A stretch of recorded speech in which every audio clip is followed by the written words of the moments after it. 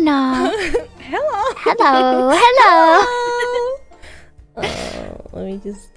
please keep speaking. 1 second.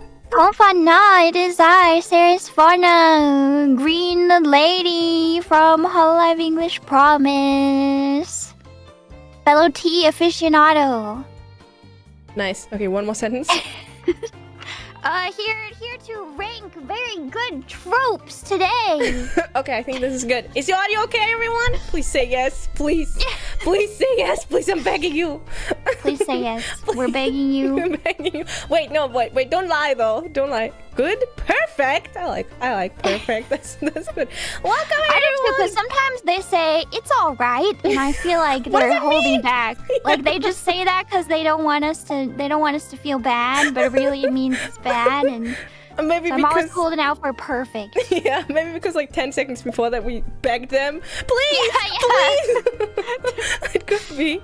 But so yeah, alright is like their ears are bleeding, but they don't wanna be rude about it. So they it's like it's speaking to oblivion. Yeah. It's true. One time I think it actually happened to me where it's like, yeah, this is good, and I listened to it back and it was like the worst it's ever sounded. It's happened to me too. It has happened to everyone. Well, yeah, welcome in, everyone. It's me, Cecilia Evergreen from Live Justice. Wait, I have to do my... Wait, 1 second. Spin to win! Woo! Today, I love your speed. Yay! Did you know that I have 2 speeds of spinning? Wait, show me. Okay. I have fast. And I have, like, 10% slower. Okay, I see the difference. You see it? A little bit. What if I'm just gaslighting you? It's like the same speed. You might be. No, I swear, it's 2 different ones. Slow? Fast. Okay, I see it. Slow? But, okay. I feel like this is the real lore. Only true CC fans will know this. Yeah, it's like you could do a pop quiz, like without showing the other one, just show one speed and be like, is this the fast one or the slow one? Oh, that's a good idea. Wait, only can you do it? Do you want to try? Try. Okay. Which one's this one? That's the fast one. Wow, she's so good! True fan status achieved. You did it! Well, yeah, today we are together as Green United. That's right. I kept thinking, like, when I was naming the stream, I was like, what do I name it? And then it just ended up being Green Collab. Green. Green. What is it called? Nominating factor? Is that? No. Nominative factor? What is it called? Help! Do you nominate? Yes, that's what I was thinking, exactly. I don't know. Oh, common denominator. That's the word I was looking for. Okay.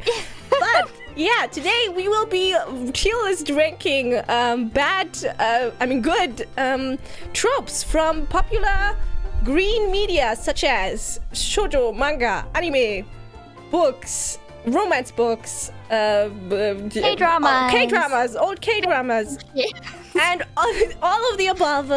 And we have to start out actually with coming up with the tier names. I put the ultimate mid in the middle. It's there. It's there. You know, it's there. That's about all you can say about it. Yeah. So that's the one. Okay. Should we each pick one positive and one negative one, or discuss it? Gosh. Oh. Okay. Okay. Okay. Do you want me? Okay. Do you want me to go? We should discuss it. Okay, we discuss it. Okay.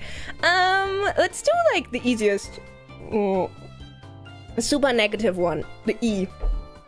The E. E could be like garbage. I'm judging you for watching this. Oh, yeah, that's good. I'm judging you. You are being judged.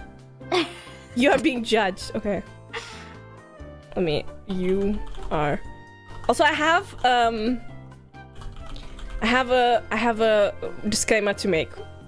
The font I used in these for some reason doesn't have an apostrophe. So that's the a struggle. People don't realize. This is the constant struggle, or like no special characters at all. You don't understand what we go through, okay? But yeah, so if it says like theirs and it's just their space S, you know why? Just so. Okay. Then this one, it's like negative, but it's not the end of the world.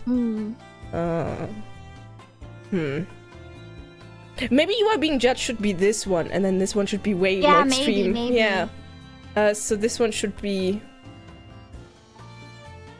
trash, garbage can. Can't even be recycled. Garbage so bad. Trash, garbage, awful, horrible, terrible, disgusting. Get it out of my face. Good. Awful, terrible, disgusting.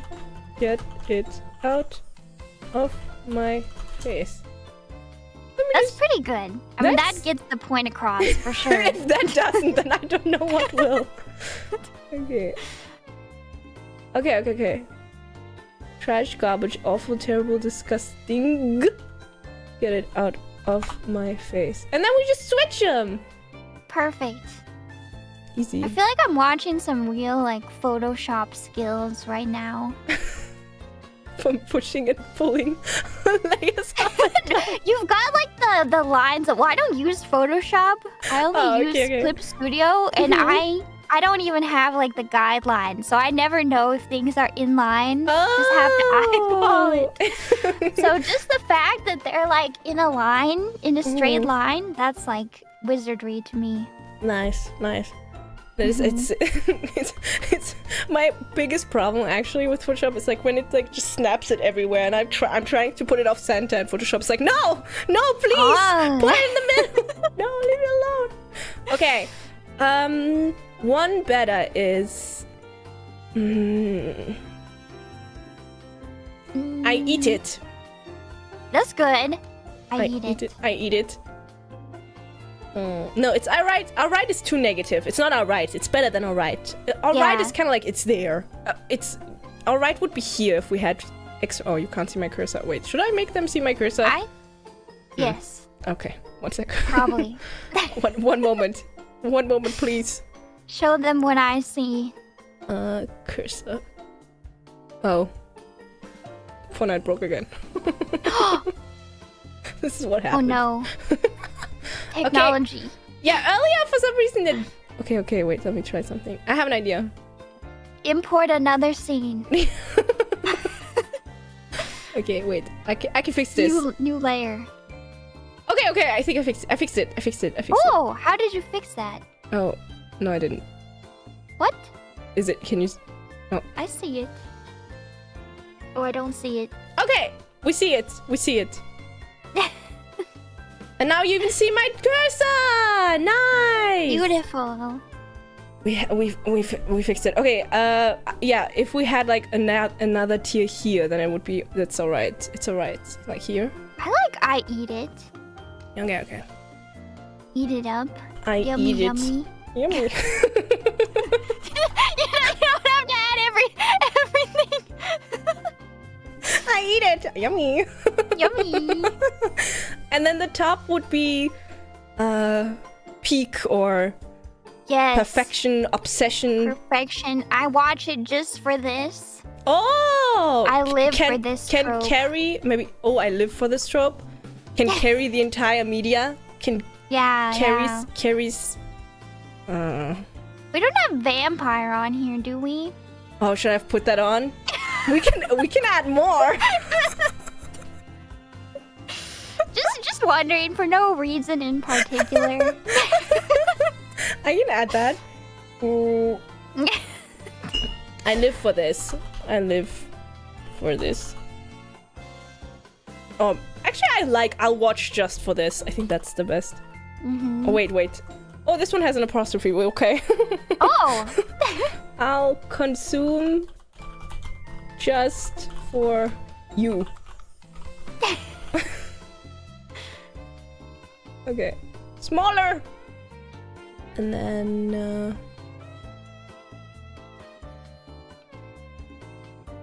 there we go. Those are our tiers. Perfect. Okay. Does everyone understand? It doesn't. I mean, it's not that complicated. I feel like. Have you ever been on TV Tropes, by the way? No. What is that? Wait, really?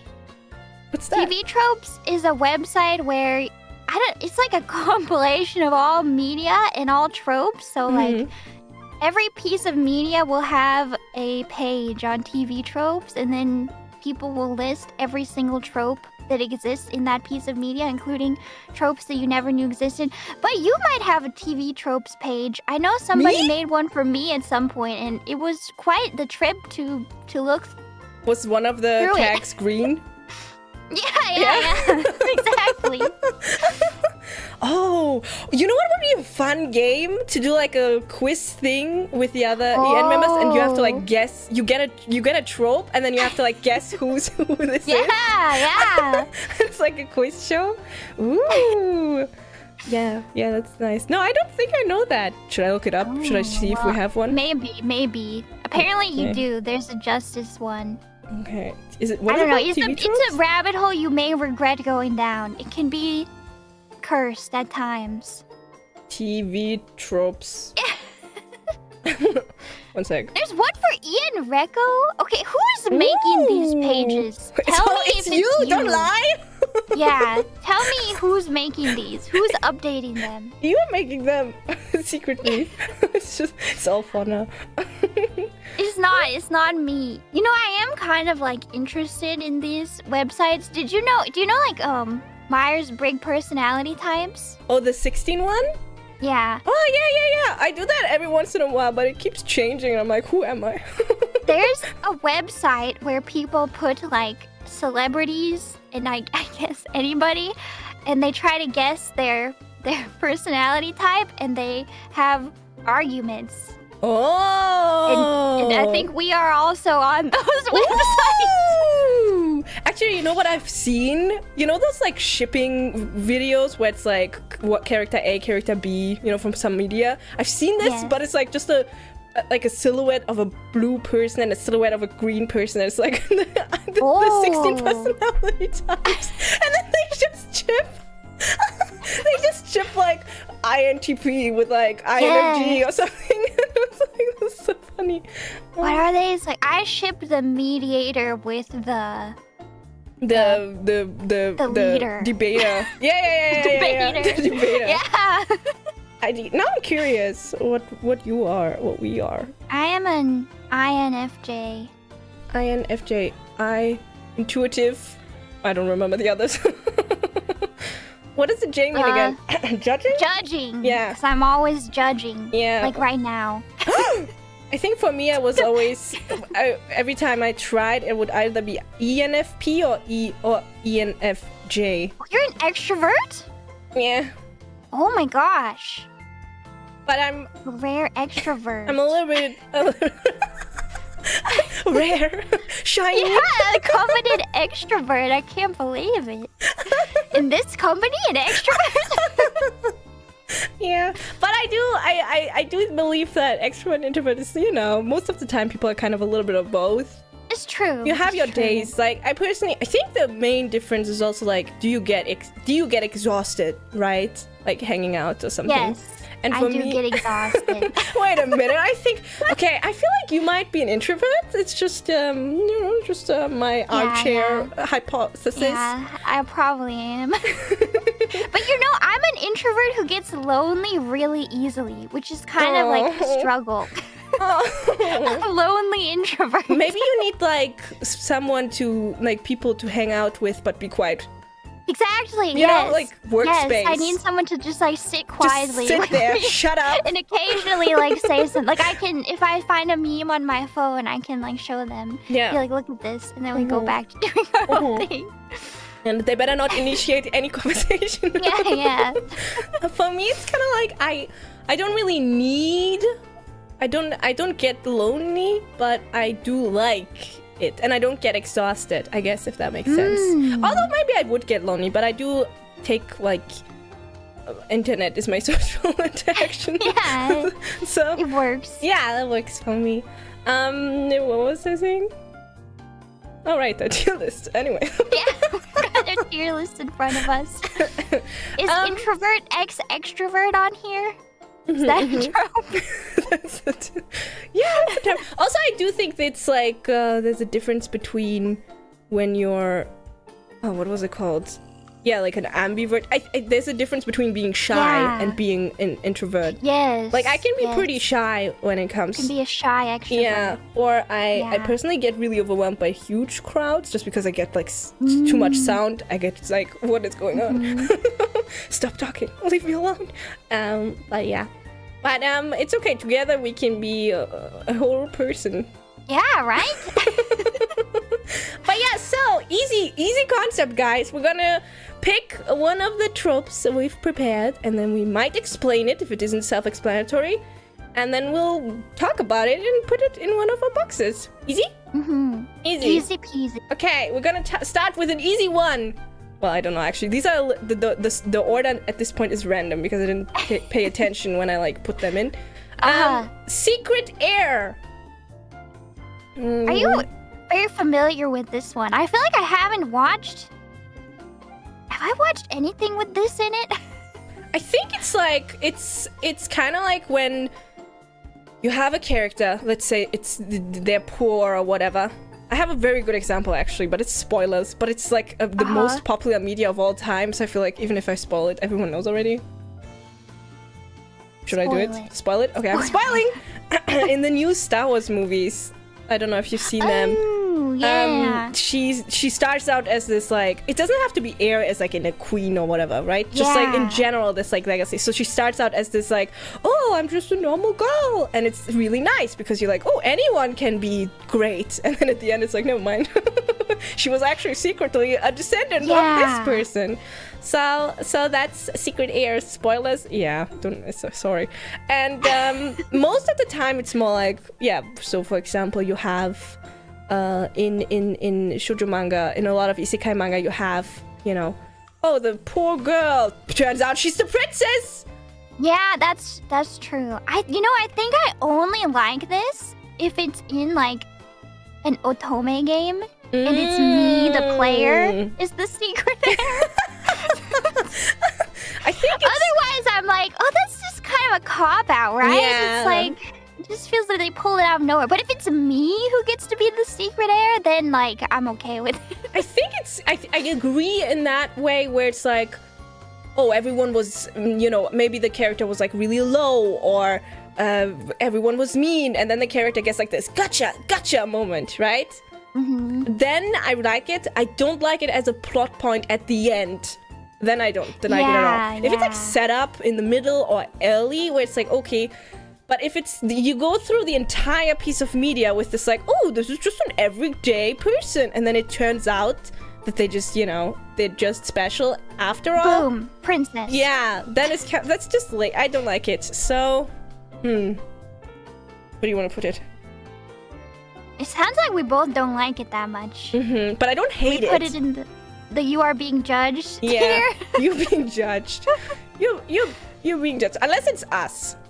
Yeah, unless the exception for otome games where it's me. Yeah, I mean, if I find a secret document and it says like, Cecilia Immigrant is secretly the princess of this and this, I'd be okay with that. Yeah, right? Yeah. Don't worry, you can send me that letter. It's okay. I would accept it. Yeah, don't withhold that information. If you've got it, please send it right over. Yeah. Okay, next one. Teenage mafia boss, strongest character. So this is as if Harry Potter from Harry Potter, as if he like starts out and is just like the strongest magician in the entire world. Oh, so like it's like, yeah, the One Punch Man. Yeah, but without the training arc. It's just like you know, they're like the coolest, the smartest, the bestest, the strongest. It happens a lot in YA fiction, I think. Oh. You know, I don't know if I really care about this one either. I don't don't think this one is really my preference either. But what do you think about it? I don't like this one either because it's like, where's the development, you know? Yeah. First, it's unbelievable. Have you seen a teenager? Have you talked to a teenager? You know? It's just like, no. Like, no one... I feel like in these type of medias, especially books, it feels like the author wrote a character that is entirely consistent of someone that's in the shower and thinks, oh, I should have said that. Yes! Yes! So it's just like, you know, perfect, has no, and maybe it's quirky or quippy or whatever. And so I personally do not care for it, but I don't hate it. It doesn't make me angry. Yeah. It's fine. It's whatever. Same tier. You're being judged. You're being judged. This tier is getting filled out really fast. Yeah. Hopefully we don't get... We might have to push some. Just like, oh no, this is totally... It's there. Because we don't have any space. Okay.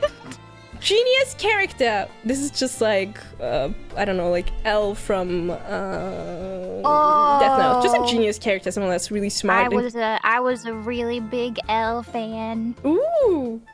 Yeah. And me too, actually. I like the stupid sitting, like the way he would like crouch and on how his he's chair. always eating sweets. Yeah. I don't know. I thought Elle was so cool. Like despite all the weird sitting and everything, I was like, no, this is. No, the weird sitting is a plus point. It's his more point. Yes. Yeah. It makes him cooler, if anything. Yes. The baggy jeans and the white long sleeve shirt. The eye bags. The eye bags. The eye bags. Yes. I'm a huge fan of eye bags on characters. Yes. I think this is good when it's done well, where you like, okay, that person is smart. It's not good when it's someone... I've read a book once where it was like they were writing someone with a photographic memory, and they obviously didn't know what that meant. So I was like, that's not... But when it's done well, or like, I guess Dr. Stone, I don't know if you've seen that one, it's also an anime, where he's like really smart and he's like, he does science stuff. He's like a genius. I do. I like smart characters in general. I would say I eat it up. Yummy, yummy. Yummy, yummy! Yeah, if it's done well, I yummy, yummy in my tummy. So yeah. Okay, next one. Office romance. This is a lot of these... Immediately, I just think of The Office.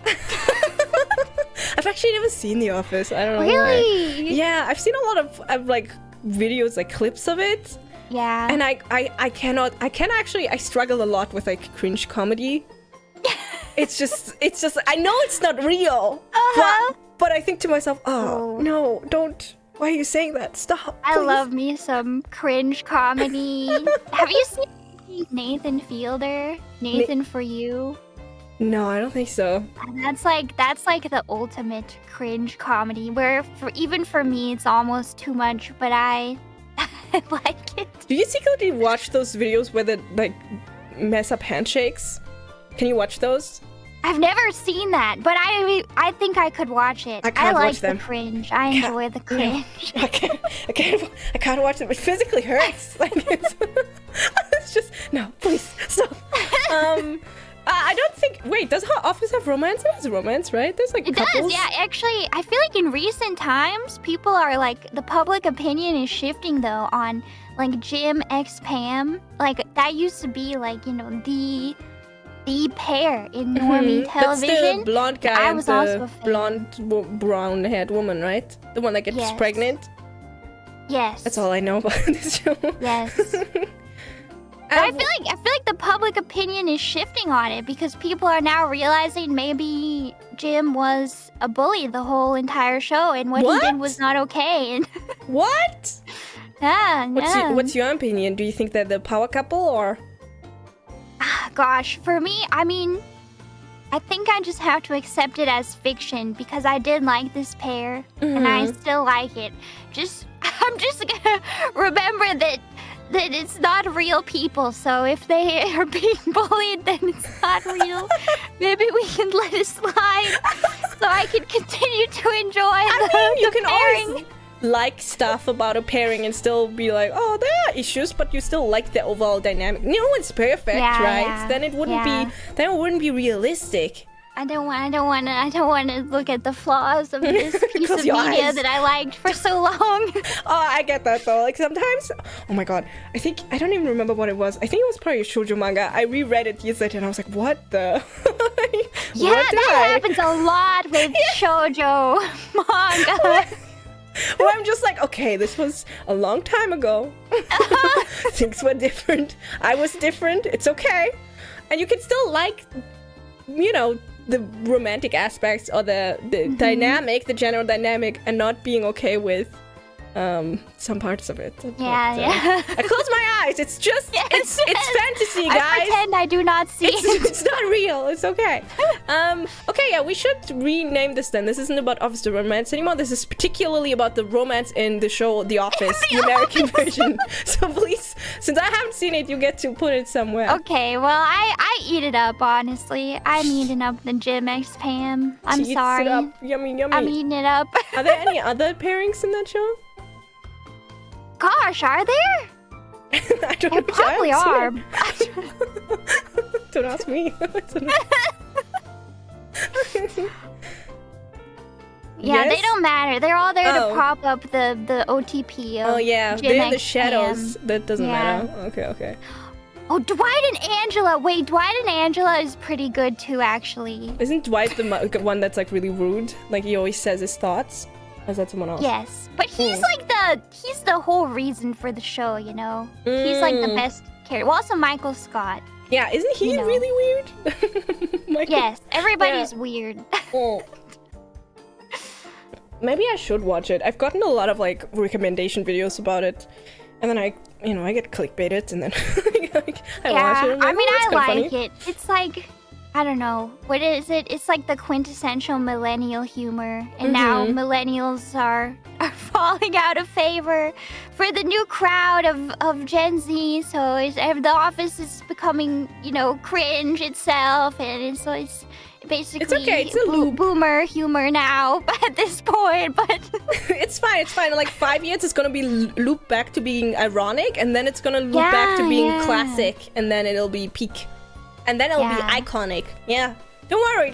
You'll get your time. The Office. Maybe I should change it. Oh, I can't edit this. Okay, it says The Office Romance, guys, by the way. Just so you know, maybe... Because otherwise... Okay, let me just... Okay, do you trust in my mouse writing abilities? I do. I trust in it more than anything. Perfect. Oh, I love the cursive. The H? The H is beautiful. The boop. The Office! Okay. Then, next one we have bully romance. Very easy to understand. Once the bully, and then they become a romance. So, okay, you go first on this one. I'm scared to say my thoughts on this one. Hate it. You hate it? I hate it. The thing is, like, I like bickering and everything, right? But the only way this can work is if there's a redemption. Because otherwise, it's like, why did you bully? Like, what's wrong with you? Why would you do that? Why are you being mean? I don't know if I don't actually know if I hate it, but I definitely dislike it, personally. Hold on. Did it work? It worked. Oh, okay. This might be my problematic fave. Okay, but it can be taken too far.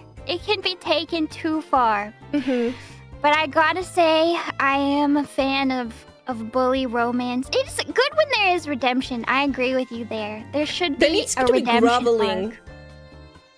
Groveling? Yeah. Like, character A, I mean, most of the time in this, it's like the guy bullying the girl, and then he regrets it and falls in love.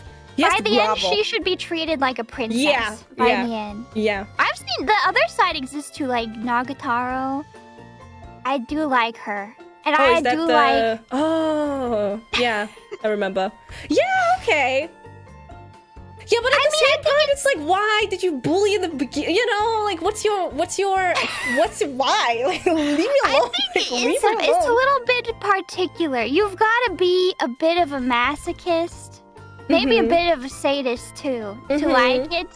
I don't know. Depending on who you self-insert into. Yeah, for me, I like a little bullying. Okay. I like to be bullied a little bit, you know. So you would eat it up, you would say? So I would eat it up, but I am judging you. you can judge me for that. So should we meet in the middle? Yeah, let's meet in the middle. It's there. This is a pretty controversial one to end up in the it's there category, though. I mean, I do think there are some where it's worked, though. There's one popular romance. Oh, it's not even romance. It's like a fantasy book series. Oh, what is it called? Oh my god. Oh my god, it's like YA. Oh, actually, maybe it's not YA. It's like a little bit older. And it's like this prince of fairies, whatever. And then he bullies the girl, but she can take it, you know? I think that's my issue. Like, if it's mutual bickering, or, you know, yeah, there might be bullying, but she fights back. But if she's like really meek, or he, you know, the bullied person is really meek, then I just feel bad for them.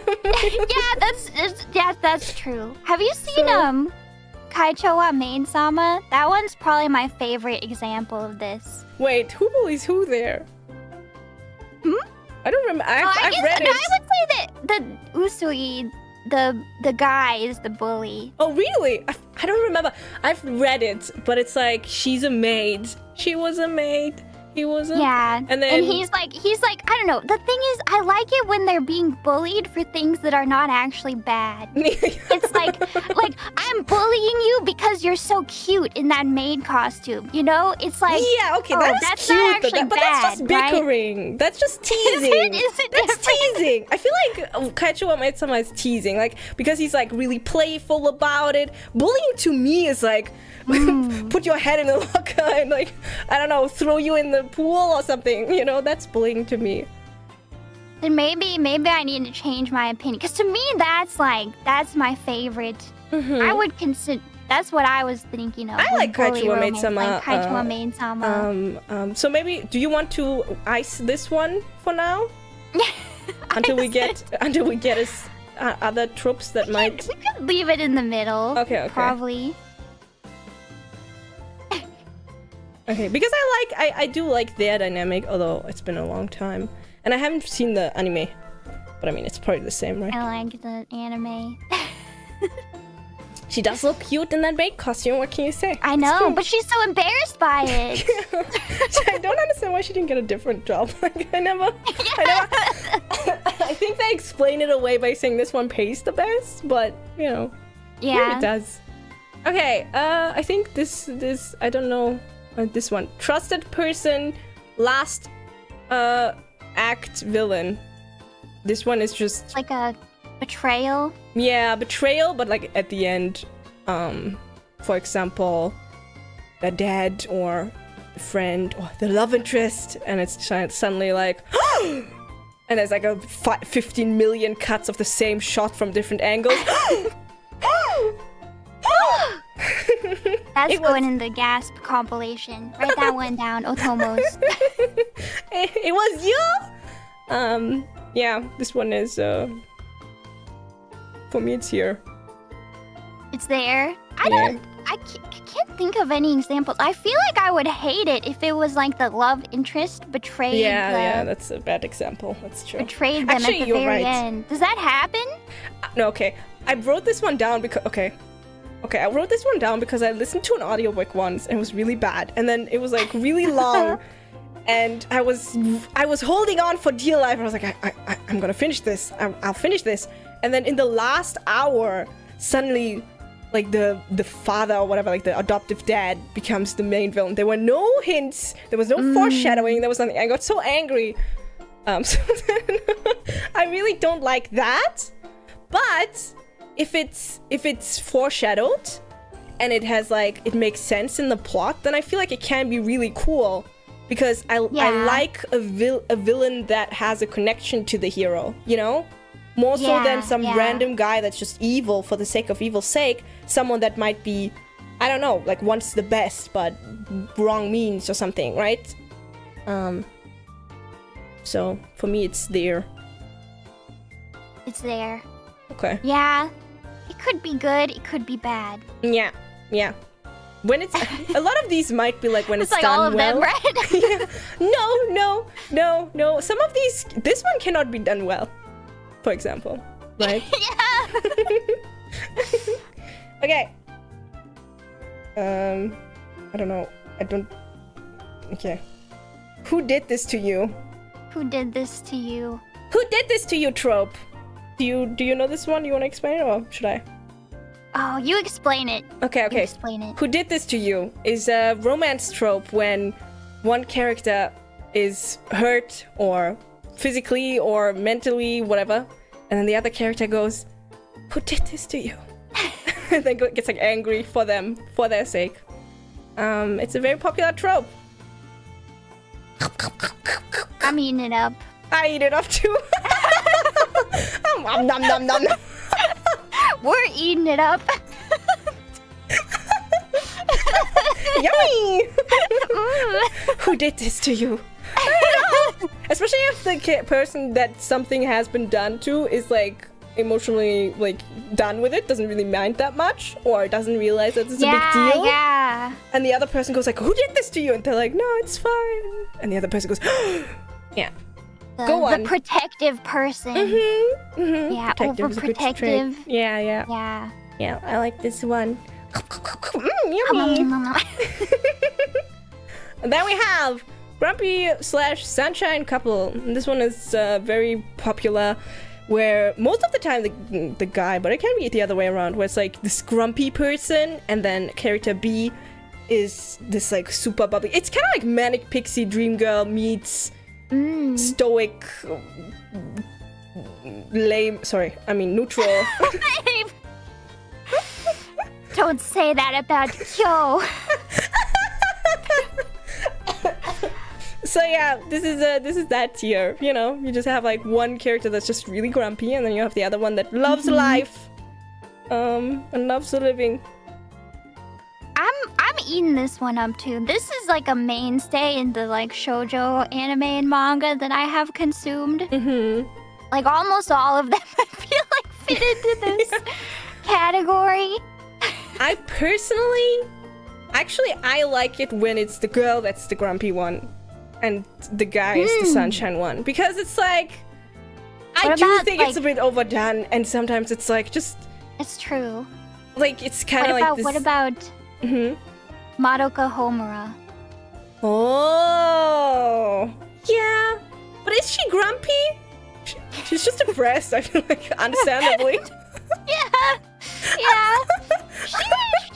I would consider. I would say it counts under the umbrella. Yeah, okay. Well, yeah, okay, then I eat it too. Yummy! Yummy. Yeah, I'm arguing this one higher. You did it. Yeah, actually it was kind of low for me. It might have been between it's there and you're being judged, but yeah, it is overdone. But I grew up with this. This is everything. This is everything to you. I think it's like, I just think it's tiring when it's so one-sided, you know? But I guess maybe I was being too judgmental, because a lot of the media that is like this I have consumed, it's kind of like the sunshine part has to carry the grumpy one, has to initiate everything. I like it when it's like the grumpy one is actually carrying, like Homura Madoka. Yeah. Then it's good. Yeah. But the other one I don't like as much. But you know what is nice in this type of scenario? When the grumpy person becomes a little bit more positive, but only to the sunshine person. Oh, I like that one. Okay. Or they just get worse and worse and worse until they blow up the entire world.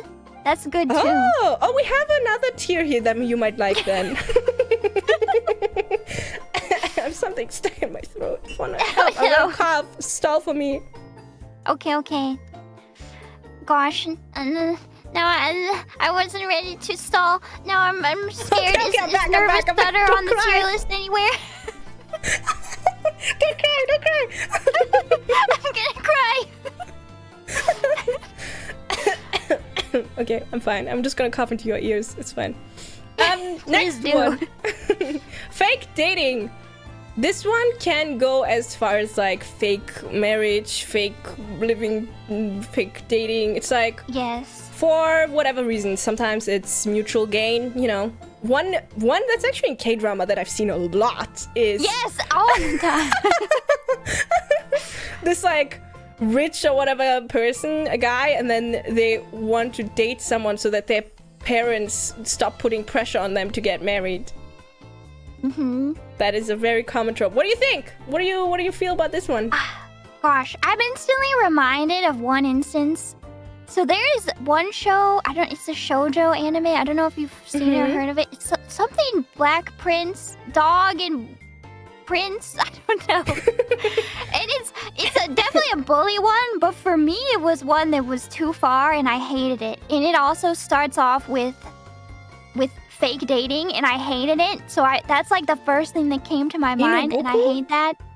I didn't remember them dating. No, not Inuboku. Okay, It's I was gonna say. What is it? Wolf Girl and Black Prince?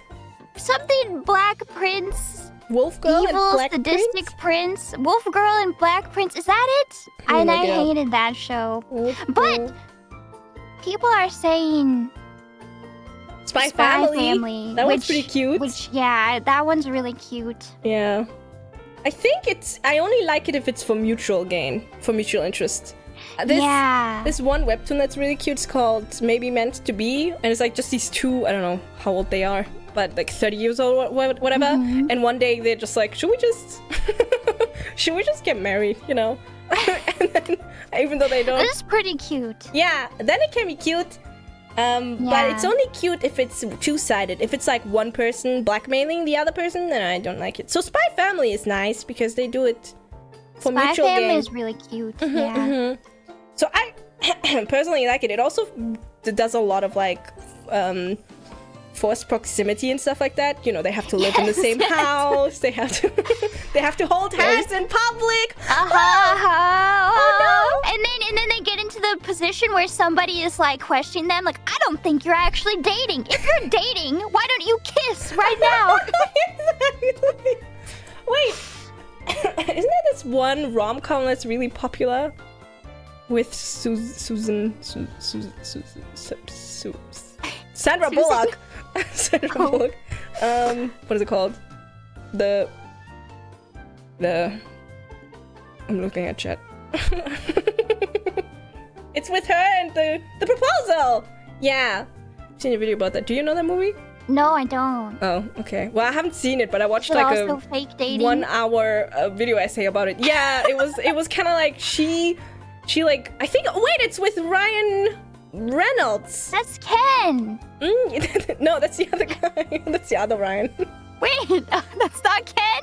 No, Ryan Reynolds is that's Deadpool. Ryan Gosling. Yeah, Ryan Gosling is Ken, yes. The other guy, the other Ryan. Oh, there's two of them? Yeah, they're multiplying. But yeah, it's like 10 years old, and I haven't watched the movie, but I saw a video about it, and she blackmails him into like acting as if they're getting married because she wants like a visa or something. And the entire movie I thought like, oh, she's gonna get, you know, oh, she obviously it's not okay for her to blackmail him, but then it turned out that she was gonna get deported to Canada. To Canada? And I was like, oh, that's not, why did you? He should have been blackmailing her. Yeah, it should have been for the visa. The Canadian visa. That was so stupid. Anyways, should we put it in the middle? Because it can be good, but it can be bad. Yeah. When done right, when mutual, I think it's good. When blackmailed, I think it's bad, personally. Okay. Yes. Now, let's move here. Medieval fantasy isekai setting. This is... like, you cannot read shoujo manga anymore in the last 5 years without seeing this one, and it's everywhere. It's like, oh, the Duchess, and I was the Duchess, and then I became the villainess, and the Duke of the North. I do like the villainous harem show. What is it? My Next Life as a Villainess. I do like that show. That one. I haven't seen it. I've seen about it though. But yeah, it's always like, you know, the same, very similar art style, always fancy dresses. It's not isekai in the sense of like, I don't know, Sword Art Online isekai. We're specifically talking about these like princess, duke, duchess, queen. Oh, you know what? Maid in a castle. Maid. I don't know. We don't discriminate, you know. So I love fantasy settings. I love fantasy everything. For me, I'm like, why did everything have to become isekai? Like, why can't it just be fantasy? Why does it have to be isekai fantasy? That's like my main issue with it. Which I do feel like we've had some like actual fantasy anime recently. Like Dungeon Meshi and Frieren. Yeah. So that's my main problem with it. I personally just feel the same way, where it's like, okay, if the isekai plot point is a huge part of the story and it's important, and there might be, you know, a lot of issues, a lot of reasoning. For example, let's say a lot of in romance shoujo is like, she reads this book and then she gets put into the book and then she knows the entire plot of the book, and then that's how she gets to like influence the world. Okay, you know, that can be interesting. Sometimes it's like she knows that there's this, I've read like 30 where it's like, oh, I know that these mines in this area will be really good in the future, so she invests in that area. Okay, but 99% of the time, after the second chapter, the fact that it's an isekai does not come up at all. It's extremely unnecessary. I don't get it. It makes me upset. I couldn't agree with you more. I would say, generally speaking, this is a bit of what I've seen as well, where it's quantity over quality, where they just take this like, oh, that's an interesting premise. They give you the premise, and then the rest is just bad. Yes. Like, if it's not gonna be brought up again after the first episode, why is it included at all? Why? Why? Just make it a fantasy. We like fantasy. We will eat up fantasy. We will fantasy. I will eat it all up if it's fantasy. And like, it doesn't change anything. There is one really funny thing about this, though. It's not necessarily isekai, but fantasy in general. They tend to use the same stock files. So I've seen like a bunch of manga or webtoons where like this is the same 2 background characters in every single. Really? Yeah. There's like a ball, a royal ball, and you see this like 2 characters with the same haircut and hairstyle standing in this corner and gossiping, and I'm like, I didn't even know that was a thing. Yeah. So yeah, no. Do you want to put it? You know what? I vote for trash, garbage, awful, terrible. Put it in the trash. Throw it away. Garbage, awful, terrible. Not saying that there isn't a single one out there that can be good, but generally speaking, the vast majority, trash, garbage, awful, terrible, disgusting. Get it out of our faces.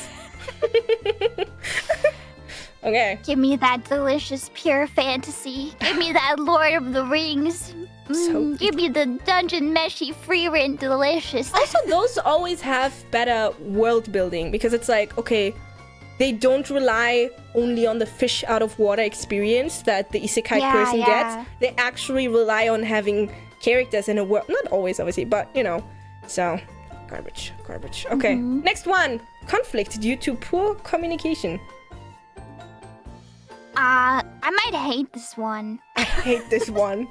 If we could do another tier that's worse than trash garbage, I would put it there.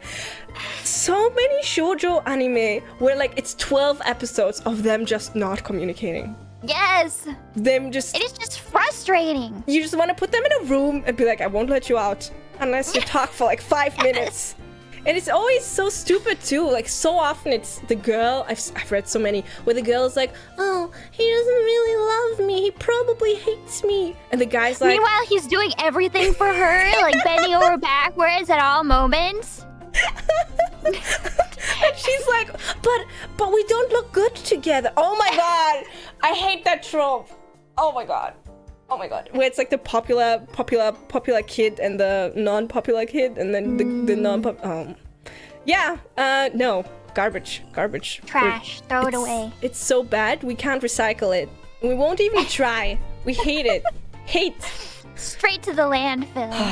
This one makes me so angry, actually. Say I love you? Yeah, Say I love you is a good example. Have you seen that one?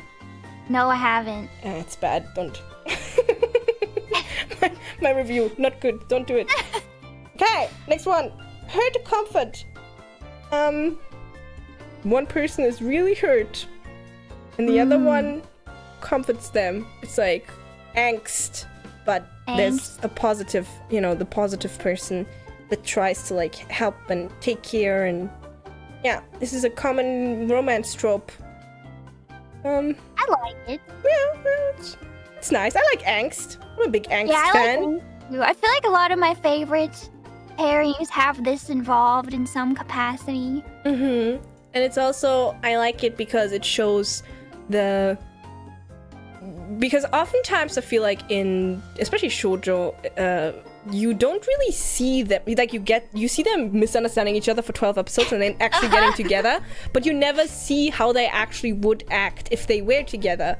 And if you do have this like hurt comfort trope, then you kind of see how they would act with each other, Can I spoil Oron, High School Host Club a little bit? Yeah, spoil it. The scene with Haruhi in the closet in the thunderstorm?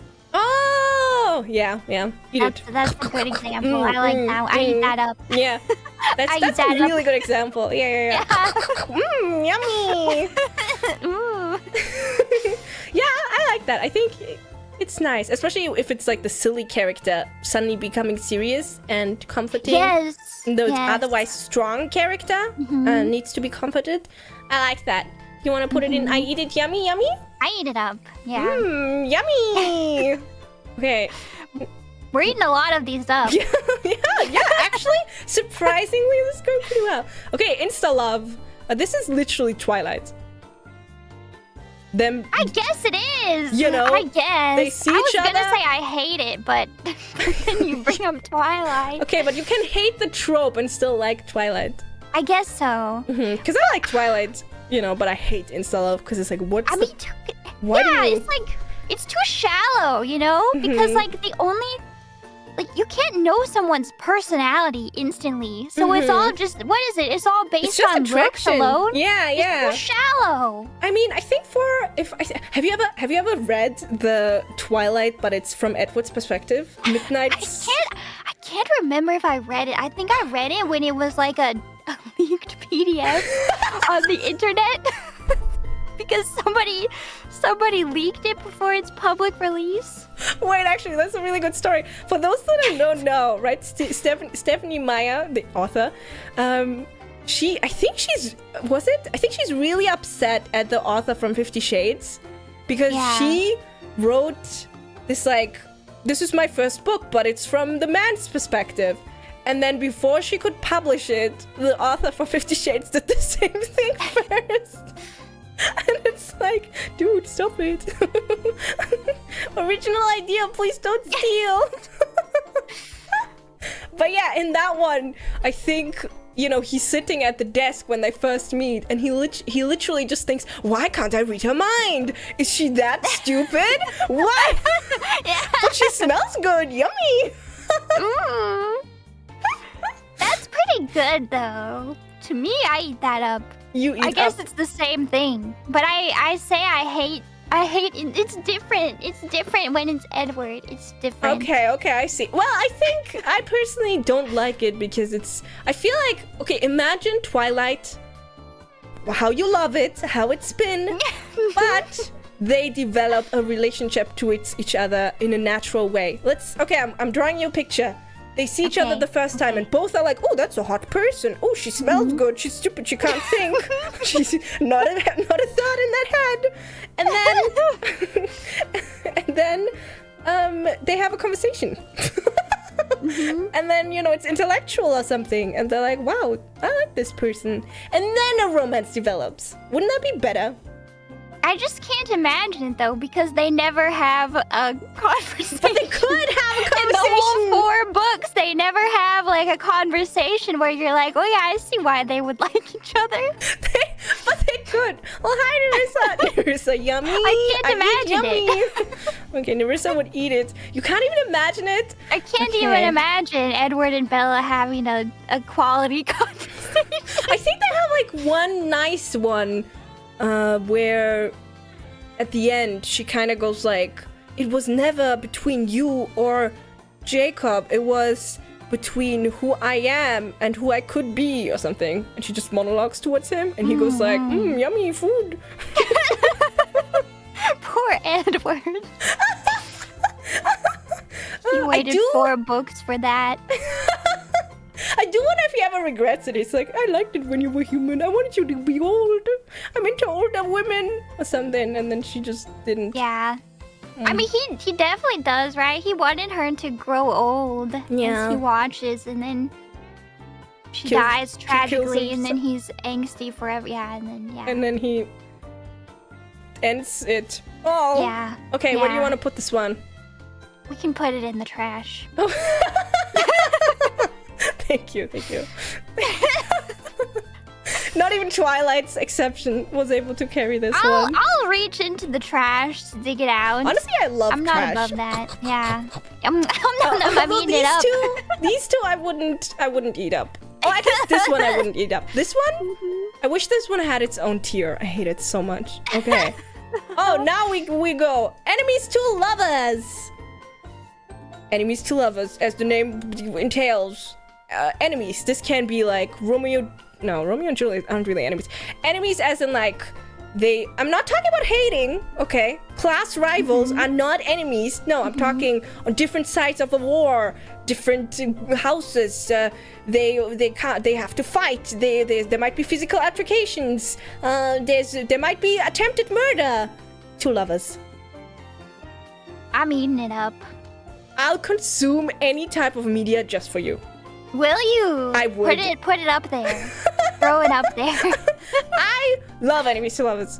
But it has to be actually enemies to lovers. It can't be like they kind of dislike each other. If there's not like if none of them are at any point in danger of dying because of the other one, then it's not enemies to lovers, you know? But... Do you have a favorite example of this? None that I can match. I see. That's a lot, but I like it because, you know, it's their love is so strong that it overcomes all of these obstacles. Yeah. And I like the moment where they go from, especially one always falls first, right? So the one person going like, okay, this is my enemy, but I kind of like him though, you know? Kind of cute though. And yeah, I like that. So basically, if Edward and Jacob got together, that's why I was thinking, like, I love a vampire ex-vampire hunter. Oh, I'm eating that up. Oh yeah, that's really good. Yeah. That's a really good example. And then, you know, they kind of like not sure in the beginning for a long time, and then they end up. They're both trying to kill each other. And then they end up working. Oh, I like when they end up working together, actually, because of a bigger common enemy, and then they end up liking each other. Or what I've seen as well is like they are working together, but they are enemies, as in one is like secretly a spy or whatever, and then they still love each other. Yay! Happy end. Okay, next. Past connection. This is like, most of the time it comes up in like the third act. Oh, they actually knew each other as children. Oh, they were fated. Oh, that one moment in Fruits Basket. Have you seen Fruits Basket? Yes. Yeah, you know, where it's like, oh, that was him. Oh, it's his hat. Yes. So it's like, it can be used as, most of the time it gets used as a storytelling device. And, yeah. I like it. I don't know. I realized, okay, I read this book, these fantasy romance books, and I wasn't really into them overall. I wasn't really liking it. But then there was the one moment that got me in all of them was the like, oh, we were actually fated to be together this whole time. And when you didn't even know me, you were drawing pictures of stars on your desk. And it was because of our connection that you were drawing that. And I was having visions of you, and I didn't even know who you were. That got me. Wait, do you mean like fated in the sense of out of their control? Kind of like Jacob feels towards the baby? Well, I don't like that. Don't use that as an Okay, example. so you mean more like, circumstance, not like literal fate, like literal they being, not like magnets, but more like the universe is telling them. It was literal like fate, like they were predestined to be together. Because I think that's a different one. One sec. Is that different? Yeah, I think that's like the mates one. Oh no, not I can't find it. Not that phrasing. That's what it's called. I don't make up I know. I didn't make this that's up. What it was called in the book that I read, but I hated that it was called that. So even then, I was like, oh, it's kind of cute, but I hate that they call that. Okay, because that's a different trope. Sorry to actually you, Fauna. Okay. I'm very sorry. But this one is more like fate. It's more like coincidence. I see. Okay. So they've like bumped into each other in the past. like in Fruits Basket, where, well, let's say character A and B, they met as children, and B was sick, and then A gave B a bottle of water, and then that was like the moment he was like, wow, you're my angel. And then 10 years later they meet again, and then throughout their time together they realize, wait, that was you. And it's like this, ooh. I think I have no strong feelings for that then. Same. It's there. It's fine, I guess. It's fine. I mean, it's not really affecting my overall experience either way. Well, I don't like when it's like used as a, ooh, they're meant to be. Because for me it's kind of like, but that was 10 years ago. Like, people change, you're not the same anymore. But if it's just there to move on the plot, I think it's okay. It's fine. It's fine. The hat is kind of cute in Fruits Basket. Yeah. I just like Fruits Basket. Yeah, I like that one. Corruption arc. Hero corruption arc. I love it. I eat it up. Same. Yummy. Yeah, I'm a big fan of corruption arc. Especially, I mean, it is nice when they do go all full circle and then come back at some point. But I also like, any type of media where it's like the hero realizes, wait a minute, maybe I'm on the wrong side. Or yeah, that's good too. So yeah, I like this one. Very, very easy to judge, I think. Me too. Okay, how about love triangle? I hate the love triangle. I hate the love triangle so much. It just makes me sad because it's just too like, why do we obvious. need this? Yeah. There are other ways to add tension without like making one character suffer. Exactly. Especially because I feel like it can only work when you actually don't know. But you always know. You always know who's first lead and second lead. Like, you always... And then the second lead is just there to create jealousy, I guess? And it's just not... Yes. I hate it. That's my one problem with Fruits Basket. Yeah, I agree. So I wish they didn't have it a love triangle. I feel like actually there's been like 2 manga that I read. Fruits Basket is one of them, where I personally at least thought when I first read it that the other guy was first lead, because he gets introduced first. Oh, yeah. He's like the childhood friend. She has a crush on him first, and I was like, he's gonna win. And then when second lead swooped in and took the girl, I was like, whoa. Have you ever had it where the pairing that you absolutely despise and think is cosmically wrong is actually the canon pairing that ends up together in the end in a love triangle? So often. It's called second lead syndrome. When you love the second lead more and you think they should be together. I've actually had this with what's the guy version of Otomo game? I don't remember. Well, a lot of those. For it? Yeah, I don't. Visual novel? I don't know. The man one. The man one. Man novel. Galge. Right, yeah. Where it's like they decide to make an anime of it, and sometimes they go with the route of one girl. They always pick the worst one. I've seen it so often where I'm like, why would you pick that one? What's wrong with you? So yeah, I don't like it. Anyways, trash, garbage, Trash. awful, terrible, disgusting. Trash. I hate it. Okay. Reincarnation, regression. What does the regression part mean? Regression is like, oh, I died. I get a second chance in life. I'm going back only 6 years, and then I get to redo this part. So it's, you know, kind of like reincarnation, but you don't have to do the entire thing again.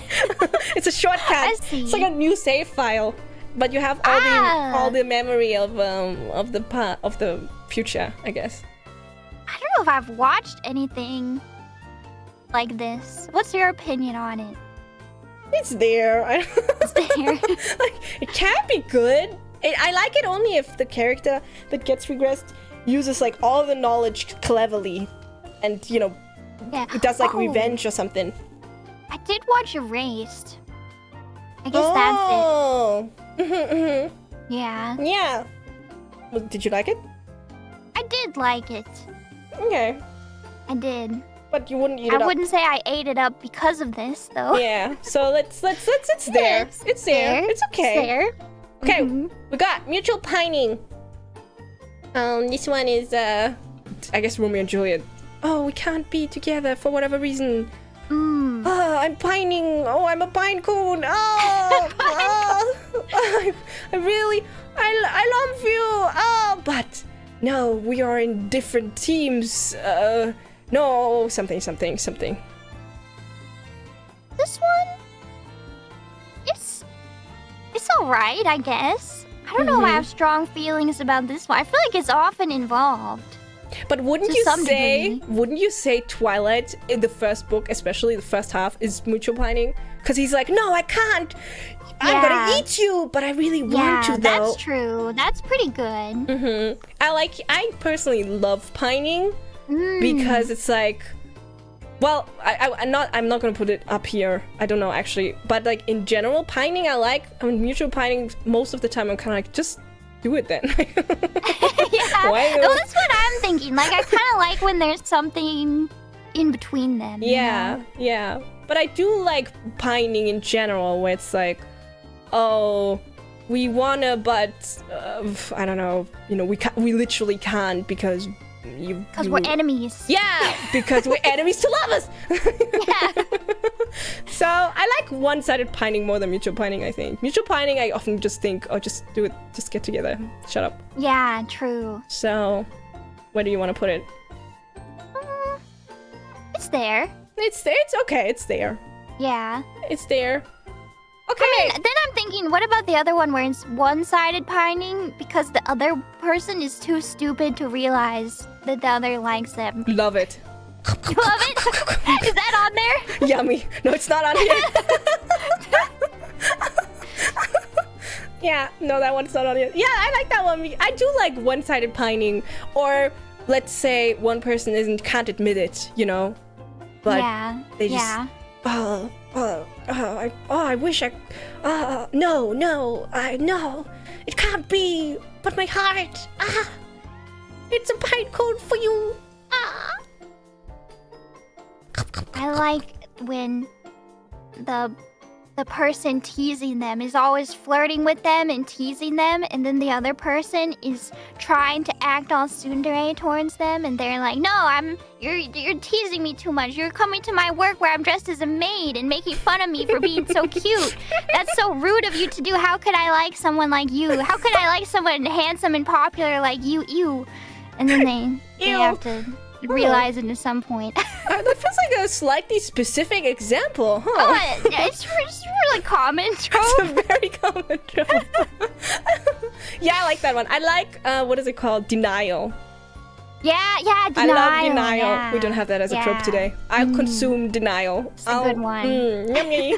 No, I really like that one because it's like, not necessarily stupidity, more like you said, like they just don't want to. They don't want to stoop that low, but they just can't. They don't want to stoop low enough to be with the most popular and handsome guy at school. It's a matter of simple, okay? He's apparently to you, he's a bully. And she's a good two-shoe-laced person. That's not how you say it. Two-laced, shoe-laced, what's it called? She's a... Straight-laced. Straight-laced, yes. Okay, next one. I don't remember where we were, so...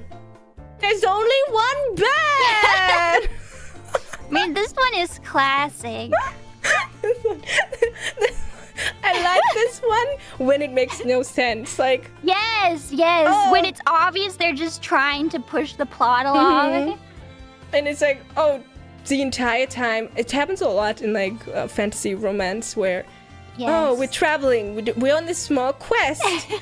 Oh, there's an inn. Oh, sorry, sir. We only have one room with one bed. You and your wife can... She's not my wife. Oh.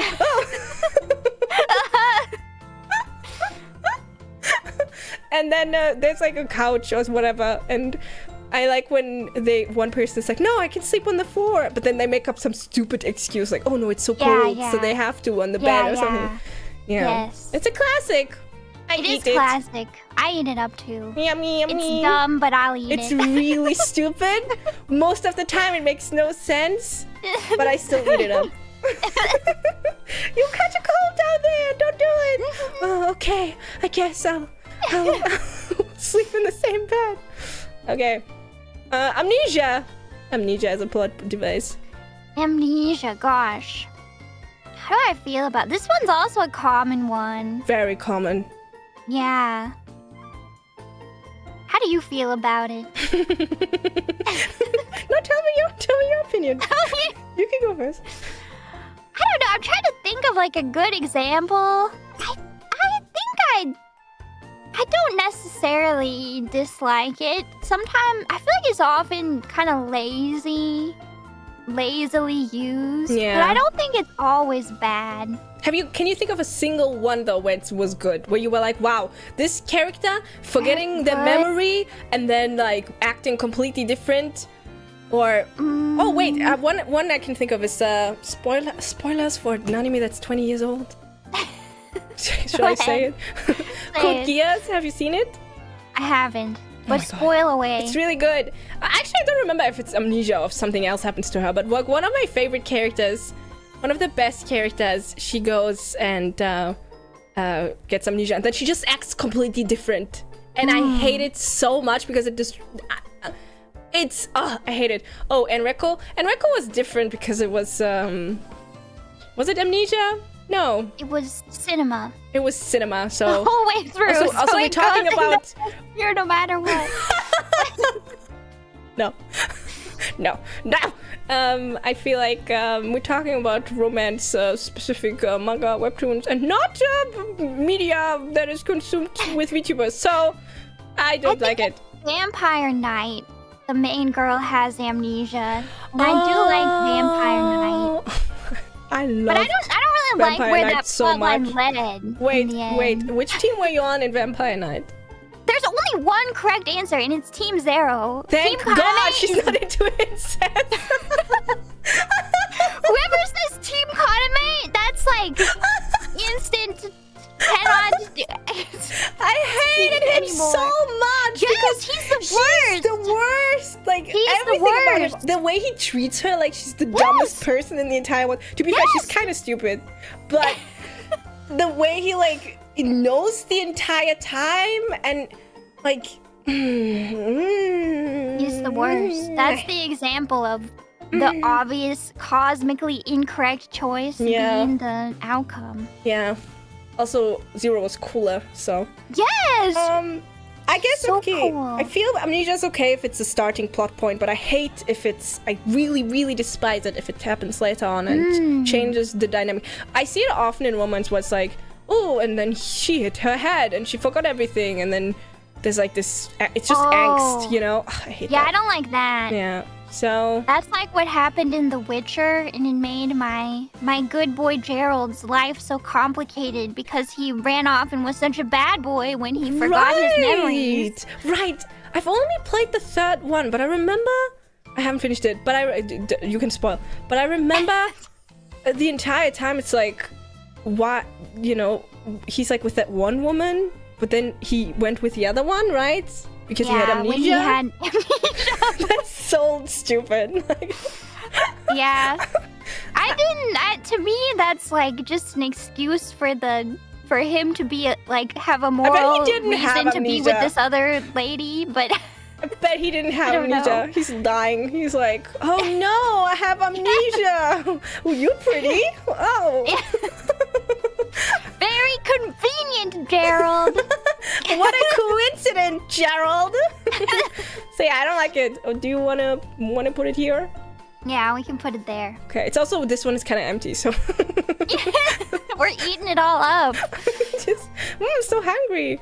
The reluctant hero. This one is like the hero, but doesn't really want to be the hero, and like it's kind of like, why me?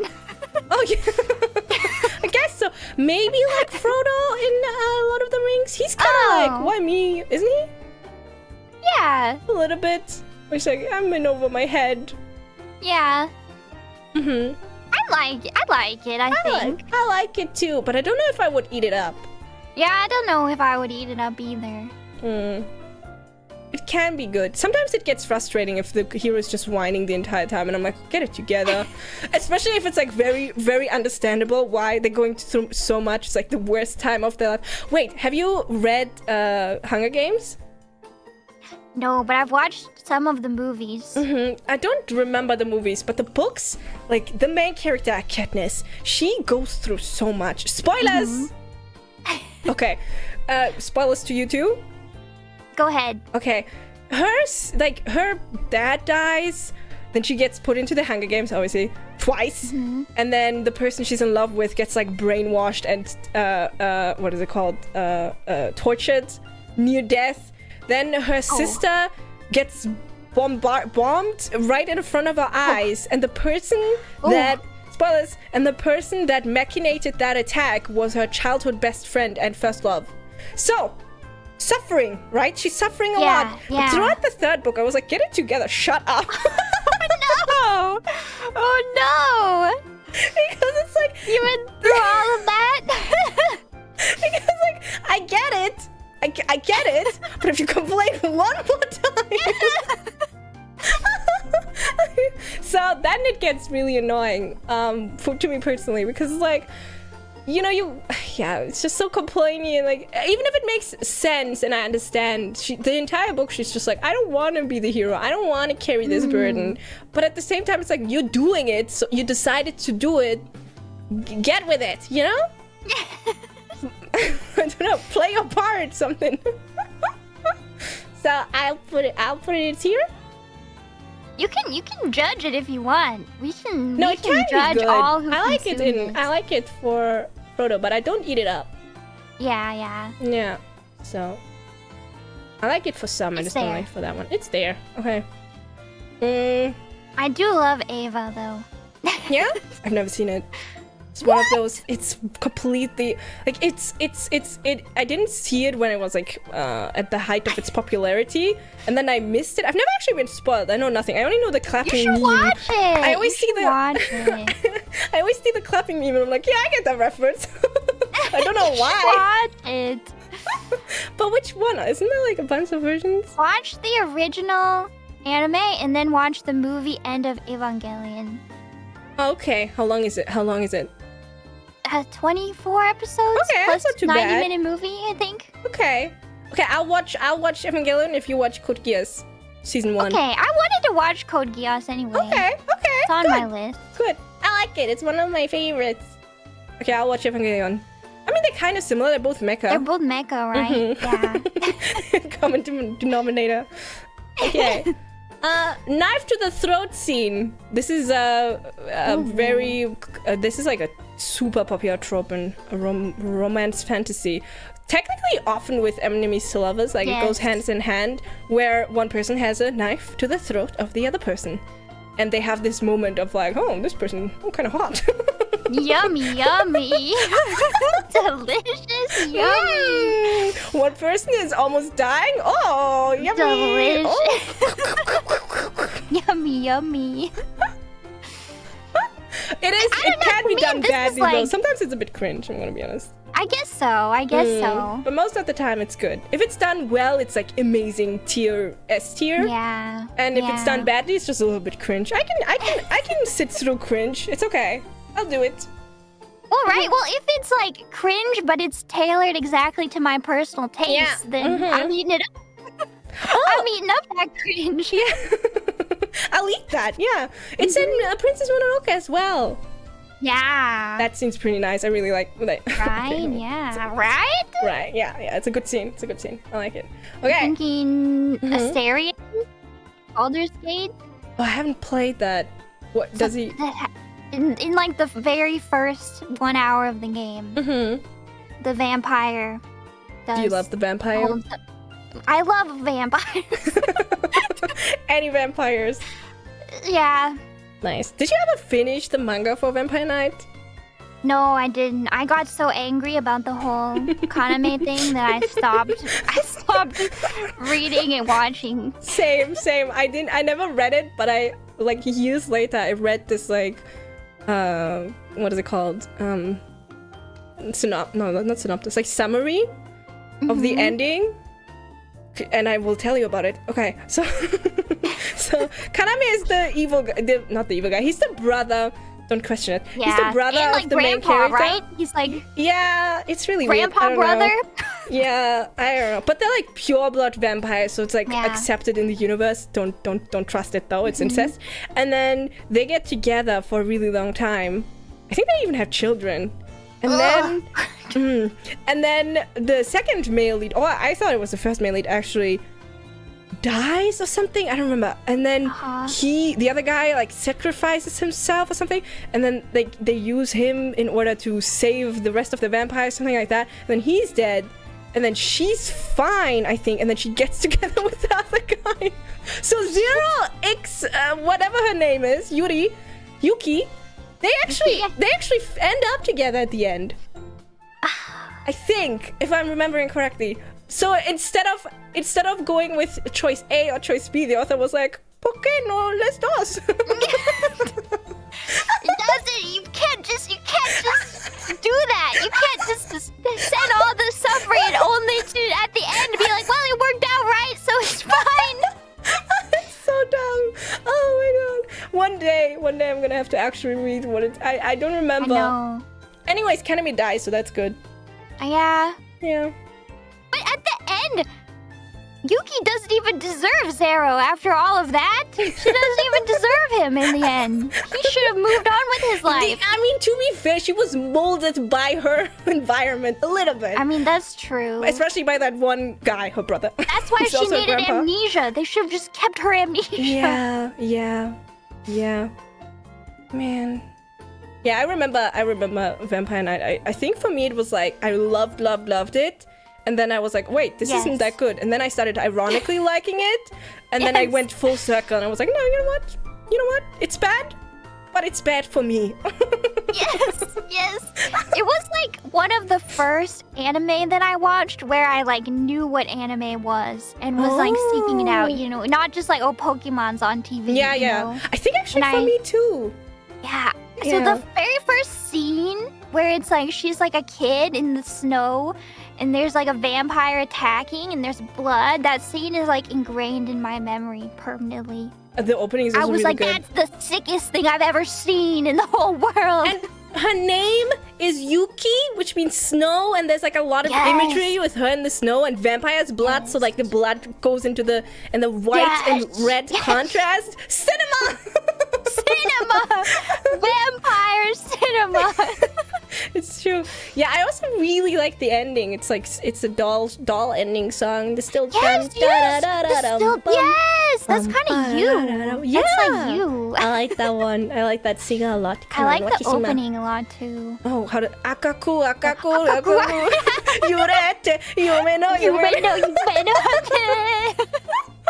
Yeah, I remember. I actually watched that one. That was one of my first ones too, and I watched it in German. And then, it had a German dub. Yeah. And then years later, I was like, maybe I should. I don't think I've ever seen it in Japanese. Actually, maybe. Don't know. And then I tried reading the manga, and I was like, nah, I can't do this. I can't do it. But that's okay. You can have a hate-love relationships towards certain types of media. It's true. Especially Kaname. Okay, next one. We have Chosen One as a trope. Do you want to explain this one? Yeah, I mean, the Chosen One, they are the special one, destined to save the world, destined to have magical powers, chosen by the universe to be the all-powerful savior. You were supposed to be the one. You were supposed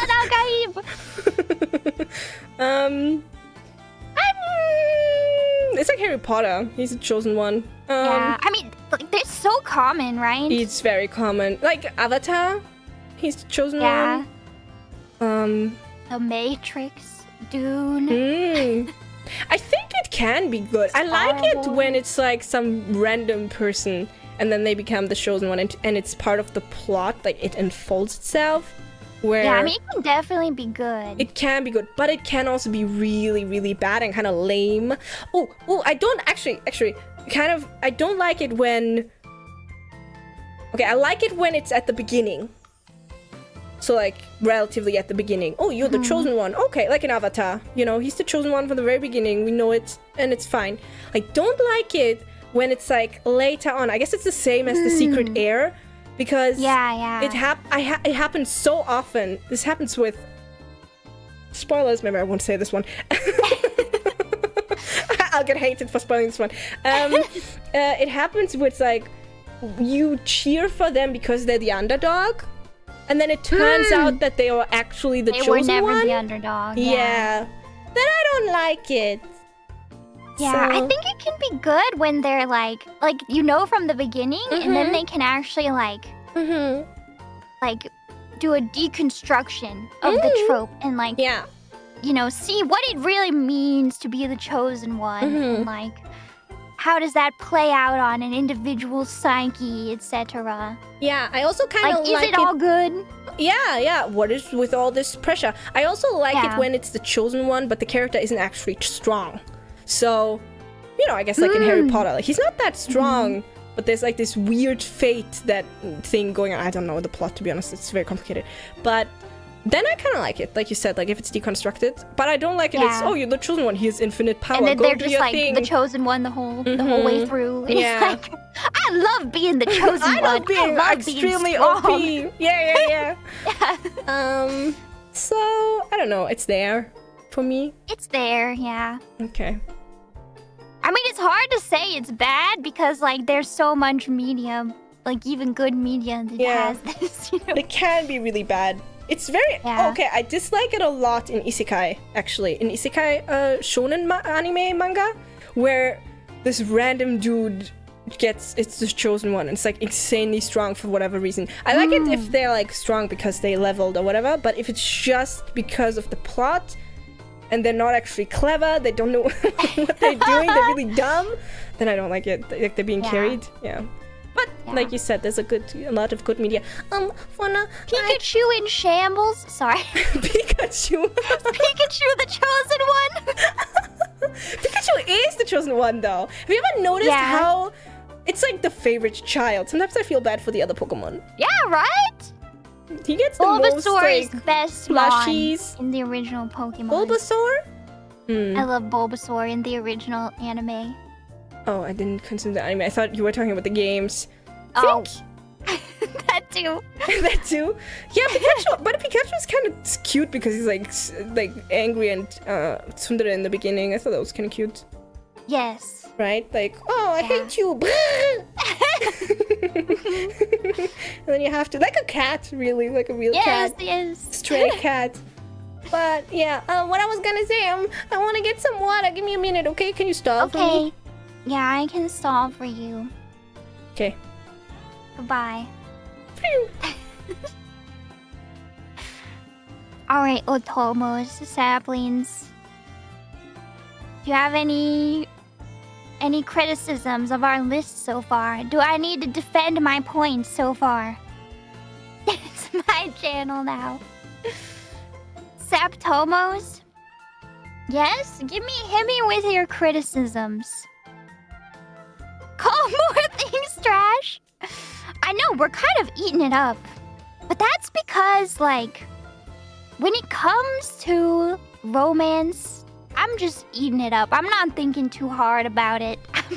Same. I'm not thinking critically.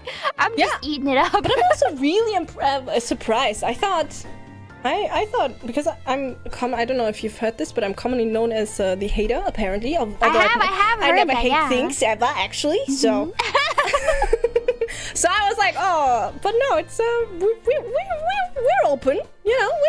We're eating it up. Yeah, but we haven't consumed just for you that much. Yeah. I mean, if there's vampires, then that will go there. I'm gonna have to add that. Don't worry, I'll add it. Okay.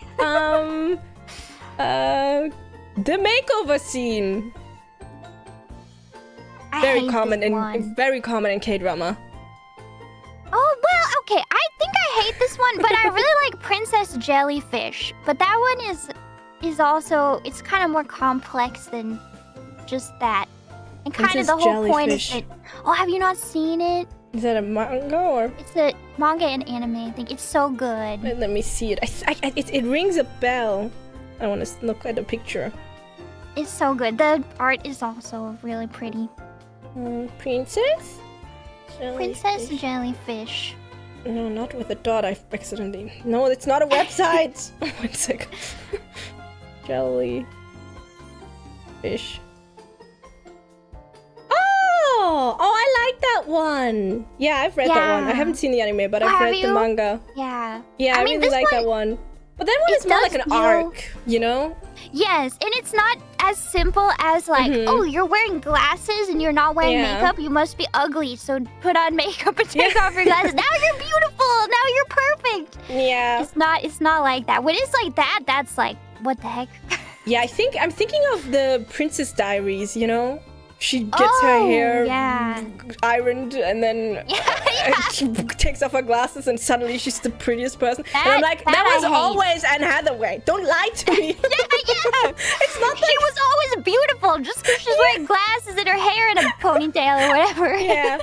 So I personally don't like it, but I do agree that there have been instances where I was kind of... I've seen it a lot in K-drama where it's like, more of a outfit thing, you know, the girl that always wears baggy pants and a baggy t-shirt and then suddenly she's in like a dress, then I'm kind of like, okay, but I don't like the glasses makeup. I mean, as long as like they still love each other when they're in their sweatpants, you know, because that's like, is it true love if you only love each other when you're both dressed up? Yeah, I also don't like the implication that it's like they didn't see her until she got the makeover, you know? If it's like a love interest. That's kind of also insulting, right? Yeah. Like if it's a love interest that only starts being interested in you because of your makeover, no. Yeah. Get out of here. So I personally judge it. I judge it too. We're judging it. We're judging you, makeover scene. I might even put it in the trash. Let's put it in the trash, you're right. We can be haters. Yeah. I thought about it for a second and I couldn't think of a single one where it's just a makeover scene and I was like, this added something. Yeah. Oh, I can only add something if it's like, again, it's like a gotcha moment, but then it's not... Nah, I hate it. Hate it. Garbage. Training montage! This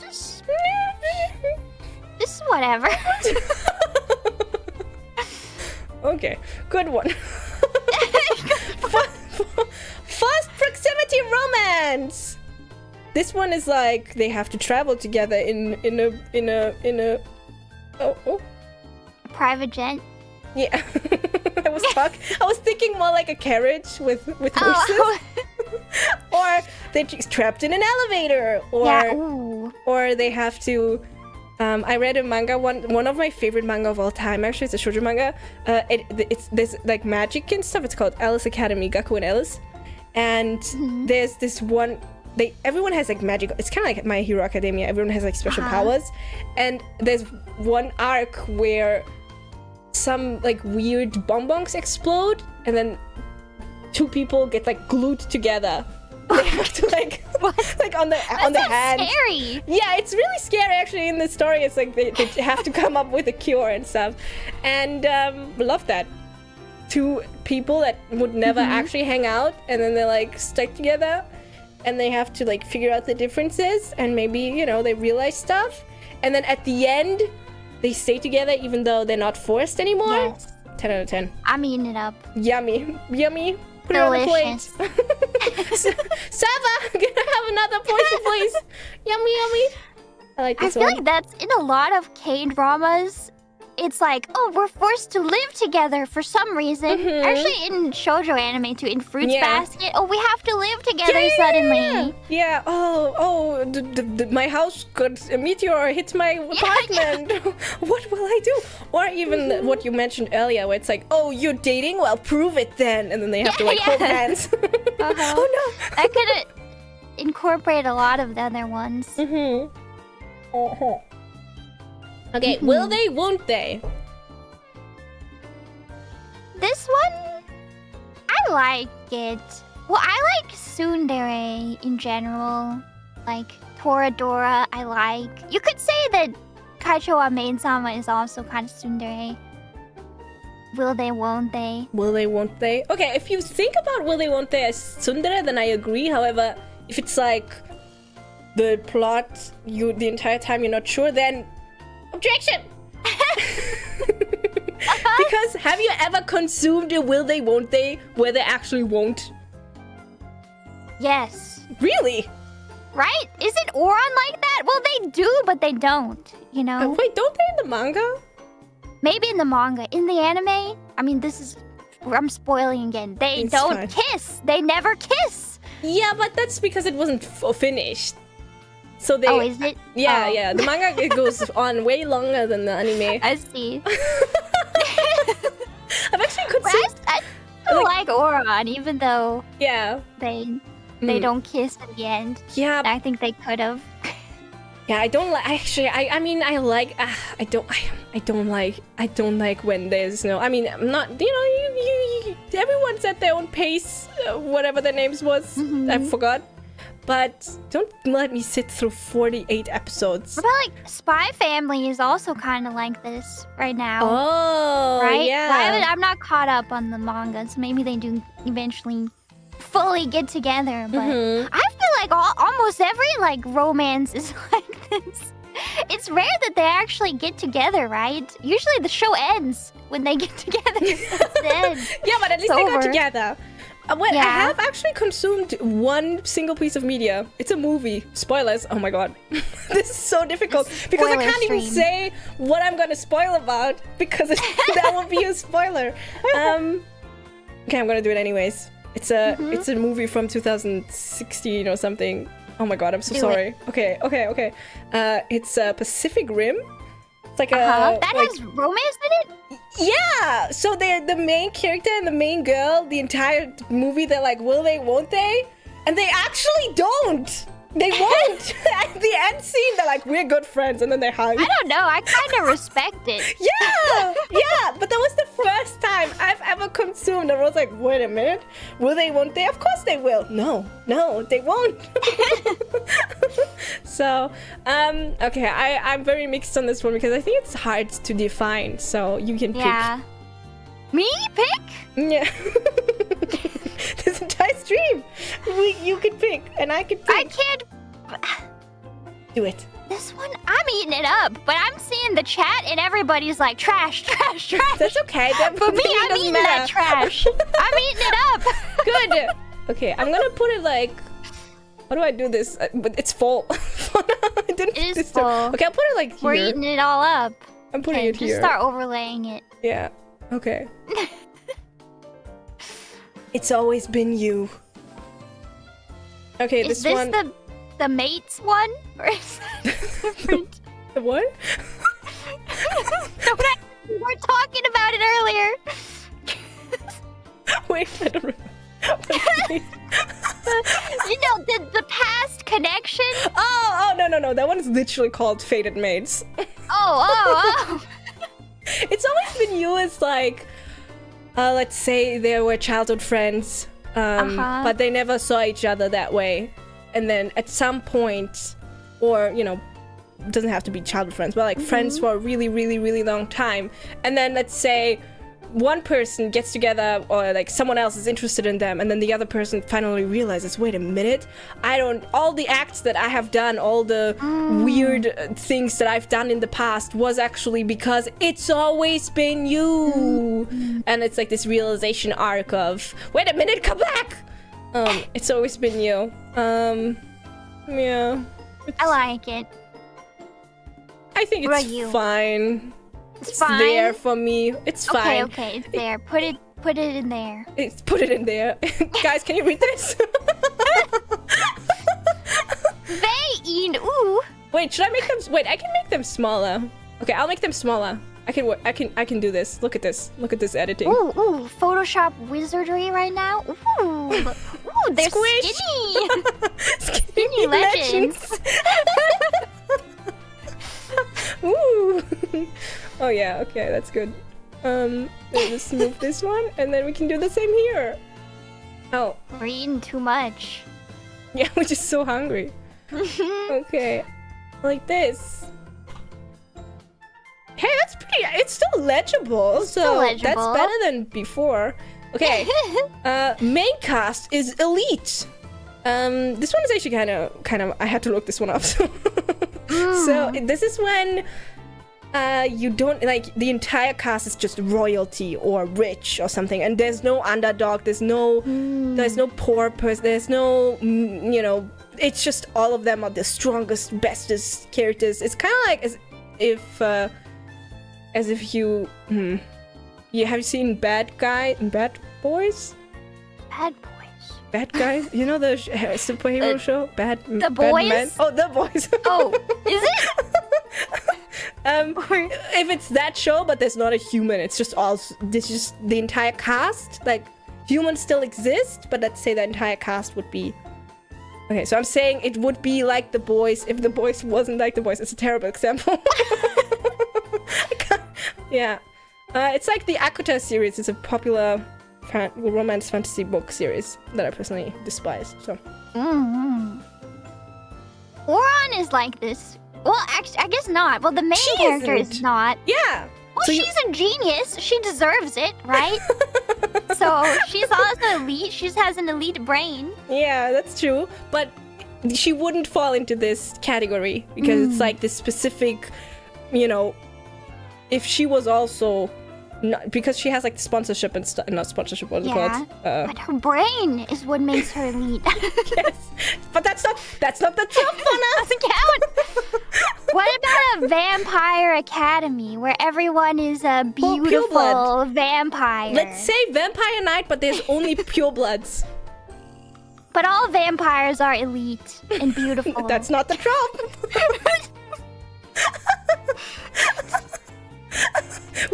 We should put this one in like confusion. It is confusing. I personally don't think it's good because you need the contrast. You need an underdog. You need a fish out of water. You need a person you can root for that goes against all odds and becomes elite. You know, comes out on top. So I think it's bad. It's like if Lord of the Rings was only. Legolas. Had no hobbits in it. It's only Gandalf and the elves. Yeah. And that wouldn't be Lord of the Rings at all. No, that would be Lord of the Elves. Just Lord of the Elves. Yeah, exactly. So, no, I don't like it. Let's put it in You're Being Judged. You're being judged. I feel like this one's kind of mean for no reason. It's like, we don't really like this. You're being judged. Yeah, it is. Okay. Oh, I have this one twice. Oh, we eat it up so good. Oh, yummy. I eat it twice. Double. Okay, we have Redemption Arc. I like it. I like Zuko when they're from bad Avatar. too, though. Oh, I do like. Okay, never mind. I like Zuko. Yeah. I like it. Everyone who doesn't like Zuko. I would also have liked it if Zuko went like full villain mode. Yeah. Though. That would have been good too. It's all good. I must say, I like rewatched it recently, and I feel like his arc often gets called like the best redemption arc ever. But for some reason, he gets redeemed, and then he goes like 5 steps back at some point. I'm like, why? Why did you do that? Yeah, he does, and I didn't even remember that. And then I feel like if he at that point went like full evil, that would have been good too. Like get redemption a little bit, and then change your mind, and then like double down on being evil. I mean, we have corruption arc. We like corruption arc. We also like redemption arc. Do you like what do you like more, corruption arc or redemption arc? That's so hard. It's just Homura is like my favorite character, anime character of all time. So it's like anything that's like her, it will be like peak to me. So it's hard to, I just have her in my brain right now. For redemption, corruption? For corruption. Yeah.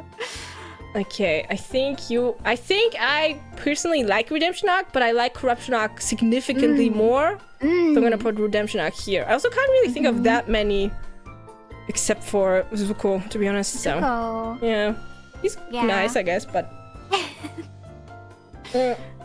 boarding school, university setting. I like it if it's a vampire academy. Yeah, I like it too, but do you eat it up? Yeah. I'll eat it up. Do you only eat it up if it's a vampire academy though, or do you eat it up in any shape or form? Are you being... Okay, let me imagine it in my brain. Okay, think about it. University, but there's no vampires. I mean, that's not as good, right? It'd be better if there were Yeah, they should add vampires. I should have added like a sub-genre to each of these tropes, and it says like with vampires. And then we get like 2, one without and one with, and then you have to judge them both. Yeah. I think it can be nice, but I've never seen one where I'm like, oh, I like it more because of this. Yeah. I think the dynamic is nice, this is your entire world kind of thing. That can be fun. Yeah, it's like an easy setting to like put people in and have them interact and stuff. I don't like high school settings that much. I like how it says university, because I'm just sick of like every single anime being about high schoolers. Yeah. It's like... It's hard to take seriously. I think I agree with you where it's like, if it's normal, like non-fantasy, it's kind of like, it's hard for me. It's almost like we're not the target audience. It's It's kind of hard for me because, especially in romance, especially shoujo manga, they act as if it's like, their entire life. And I'm like, you're like 16. Yes. I know, and then it's like, oh, they're gonna be together forever. And it's like, how many people are actually together forever with their high school sweetheart? Yeah, but I don't dislike it, so I would personally put it in it's there. Shall we? Yeah, it's there. Shall we? Okay. Okay, haters to lovers. This is more Kaijuwa Maid-sama. So like, they're not enemies, they're not killing each other, but they're bickering the entire time. It could be like soft bullying without like... I'm eating it up. I'm eating it up. I think I'll put it here. Yummy. I'll consume. I love haters too. I love them. Ooh, you like... So do you like all of them? Well, do you like all enemies to lovers, haters to lovers? Yeah, because it's so fun. Bickering, them bickering the entire time. It is. Yeah, they hate each other. What's the difference between bickering and bullying? Bickering is one person says a one-liner and the other one does like a quippy one-liner back, and bullying is, I'm gonna throw water at your face, laugh and run away. No, it's I'm gonna pin you against the locker and make fun of your maid outfit. Why is she wearing a maid outfit at school, Fauna? Why? Why is she doing that? That's weird. No, that's haters. That's not bullying. It's hating. What? They hate each other. That's bullying. That's... Is it bullying? Getting pinned to the wall, that's bullying. Where did we put bullying again? I don't remember. It's there. Do you want me to? I feel like you. Isn't it that you actually consume it? No. Okay, you live your truth, Fauna. It might be. But, live your truth. But people are saying like they're taking it too far. You know. Well, I just like when one person is teasing the other, like Kaicho wa main-sama. They're teasing them for things that are not going to give them like a complex for the rest of their life, you know? Yeah, okay, so you like teasing romance. I guess so. Okay, you know what?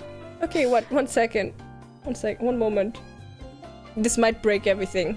Give me a moment. Okay. Okay. We can work with this. There's also like Kami-sama Kiss I like a lot too. Oh, I love Kami-sama Kiss! Yeah, isn't he bullying her? Yes! Tomoe is bullying her. Honestly, I don't remember. He's sitting on a tree and he's like, you dumb human girl. You idiot. That's bullying. Okay, I'm gonna call, let's see, teasing romance. We're adding stuff. It's the editor edition. Okay. Let me make it smaller. And then one more.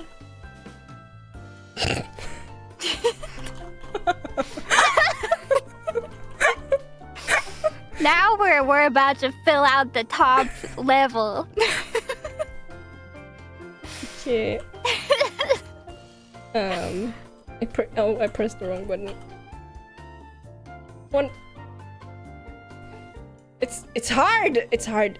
It's hard. I'm struggling. Photoshop is hard. Okay, I did it. Okay, I'm gonna put them here for now. Okay. They'll come out later. Okay.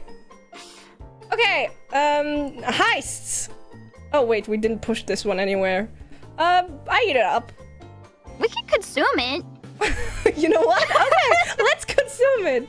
This is the same. Eat and consume. No, this one is out-consumed just for you. I think the main difference is this is literally just enemies to lovers, but for me, you know, this one is just without they are killing each other. Yeah. So it could be in a more regular setting. Yeah, like a more in realistic an office setting. or like a university or whatever, like Kaicho wa maid-sama, where they hate each other, or at least one person hates the other. Yes. Oh, there's two heists. Oh, this one was my backup. Okay. Heists. Heists. Heists? Yeah, like oceans. Like you're stealing a diamond? Yeah, like you're stealing an ancient artifact and a boulder is rolling down the hill after you?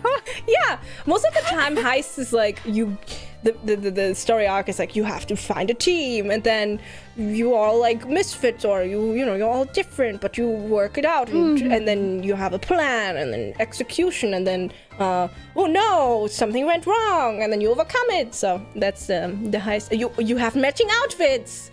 Non-negotiable plot point.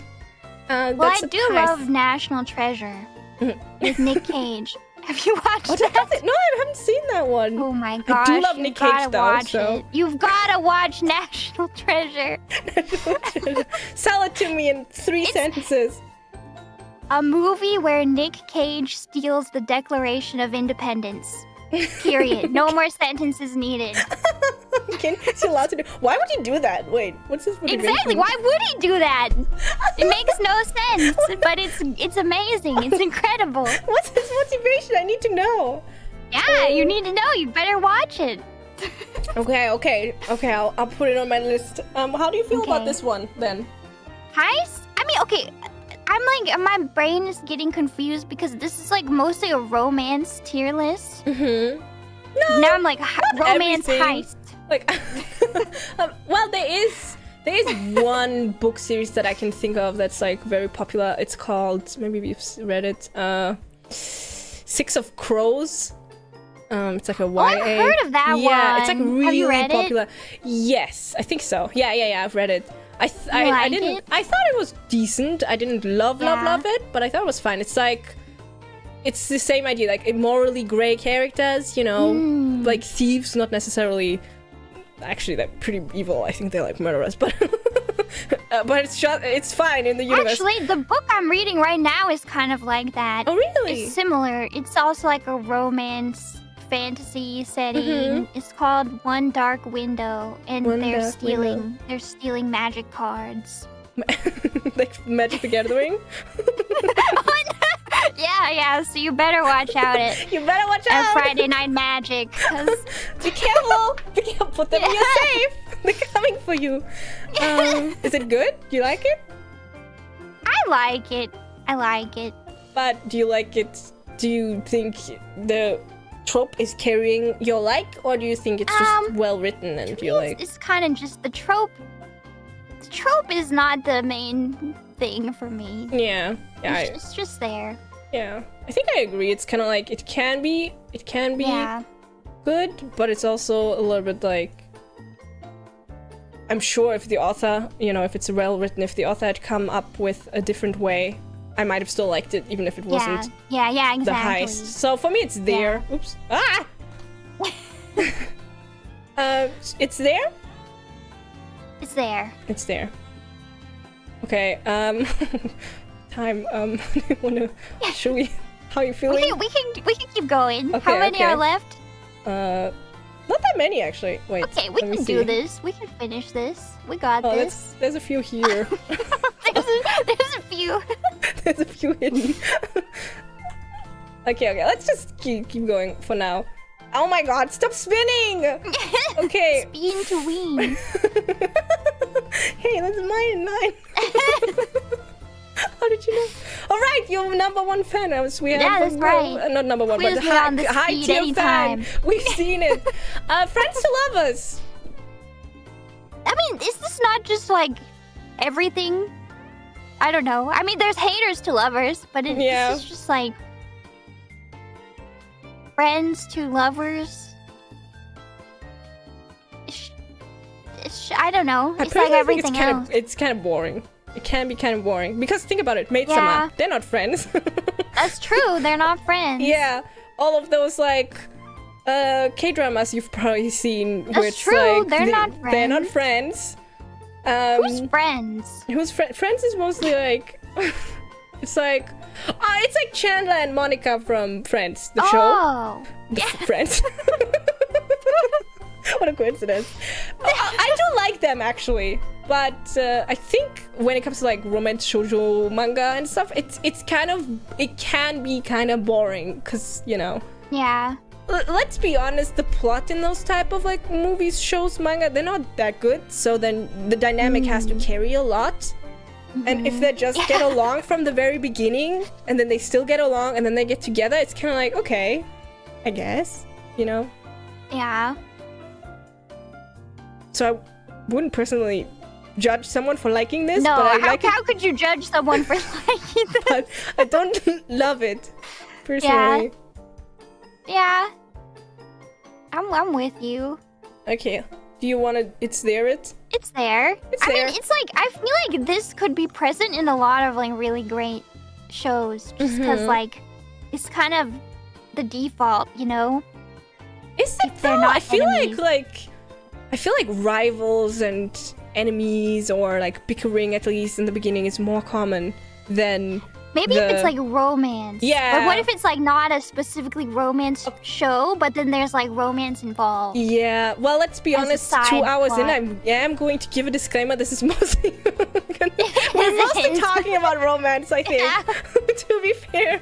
Yeah. I mean, there's a lot of like in Friends. I think Friends is Monica and Chandler are great together. I think. I'm trying to think of an anime example of this that I've seen.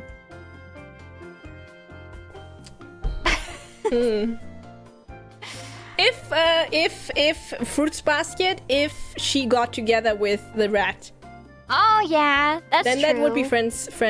But don't you like the other one way more because they were bickering? I do, but as I like get older, I'm coming around to Yuki more, to the rat more, because he was such a gentleman. Yeah, but he thinks of her as his mother, so.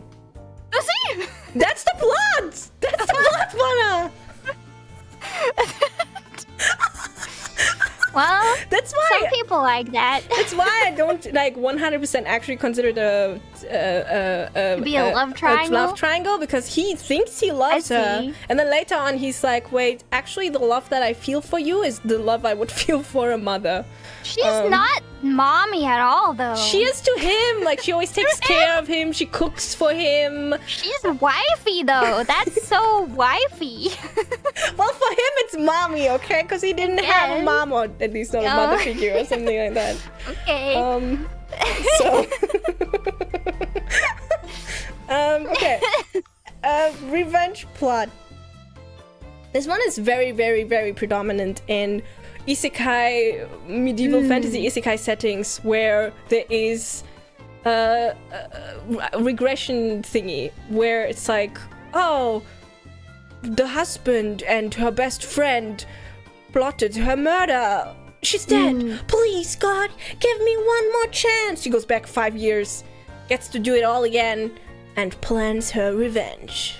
Very common trope. I would like it if it's like a yandere situation where like the yandere is planning revenge on someone who wronged their love interest. I would like it in like that a protective situation. thing? Yeah, well, like not a protective thing, because the danger has passed and now it's just like evil vengeance. You know? Like literally just revenge. Yeah. Yes. I guess this is a bit like, I was thinking of the other one. Yeah. Yeah, okay, well, literal revenge can be good. But it has to be, for me personally, that only works in fantasy. Because like in contemporary, I'm kind of like, what, you're gonna put their stapler in some jello? Yeah. Is that your idea of revenge? What are you gonna do in the office? Yeah. What are you gonna do, huh? What are you gonna jam the printer? Jam the fax machine? No. Tie their shoelaces together? Are you gonna put that sweater inside out? I am super indecisive about this one. I would like to give you the decision for this one. It's there. Throw it in the pile. We don't have space! Throw it in the pile. You can still read that. You can still read that. Yeah, I can read it. Thank you. There we go. Tied up POVs! This is like, I actually don't think this is like the super most popular. What does this mean? Is this like a rope? No. Not a physical rope. POV, you're tied up. Fauna, that's not that type of stream. We're not talking about those tropes today. No. No, this is more like you have split POVs. So you have character A, character B, which is very common, but they're not together. Yeah. They're not in the same... Like, they might not even be physically together. They might not even know each other. And then at the end, you realize, or whenever at the half, you realize they're starting to tie together. And they're all meeting up in, like, this string of POV. And it's a relative, common enough fantasy trope. I eat it up. One of my favorite anime, I think, is like that. Odd Taxi. Have you seen Odd Taxi? Odd Taxi? No, I don't think so. You should watch Odd Taxi. Ignore everything else I recommended to you because Odd Taxi is the best. Odd Taxi? The best of the things I recommended. What's its genre? It is like a mystery. Oh, okay. I like mystery. Maybe mystery drama. I don't even know. Just watch it. And don't learn anything about it before you watch it. My eyes are closed. I can't even read the chat. I can't even... Oh. Yes. Yeah, I personally also really like it. I like it when actually there's... Have you played Resident Evil 6? No. It's not that good. No? But it's like there's this part where you have all these different campaigns. And then throughout the story, sometimes there are these moments where the different campaigns kind of overlap and you see it from a different perspective. Yeah. I really like that. I like it. Me too. It's a really funny game though. I like it. Is it? Maybe I should play. I love Resident Evil 7. Resident Evil 7 is one of my favorite games. Oh, okay, then you might not like Resident Evil 6. It's very, very different. Well, we'll see. Resident Evil 8 also. It's also very different. Resident Evil 6 is like, if you there's no horror element at all. It's third person, and it's just like a funny shooter, really, with really funny dialogue. It's really funny. I'm a fan. I'm a fan. We consuming it or we eating it? For me, I don't know if it's enough for me to consume just for it. But if you want to put it up there, you go ahead. My desire to put something up there because it's so empty will not overtake our very organic, I'm just being honest. Objective rating. Slow burn romance. Slow burn romance. Slow burn. I'm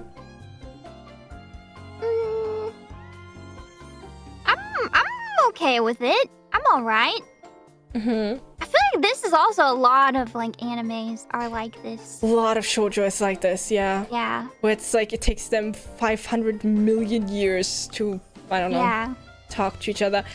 Well, maybe I do like it because I might be like a terrible person for this in my media. But I kind of, in romance, I like before they get together better than after they get but together. It's true. Okay, in K-drama specifically, I remember I've watched a lot in the past, and then the pairing gets awful when they actually get together. Yeah, right? They have this like really fun dynamic, and then they get together and it's literally just simpering, like crying. It's like, hey, what about your fun dynamic? Go back to before. Yeah, right? I hate it. My problem with Skyrim romances.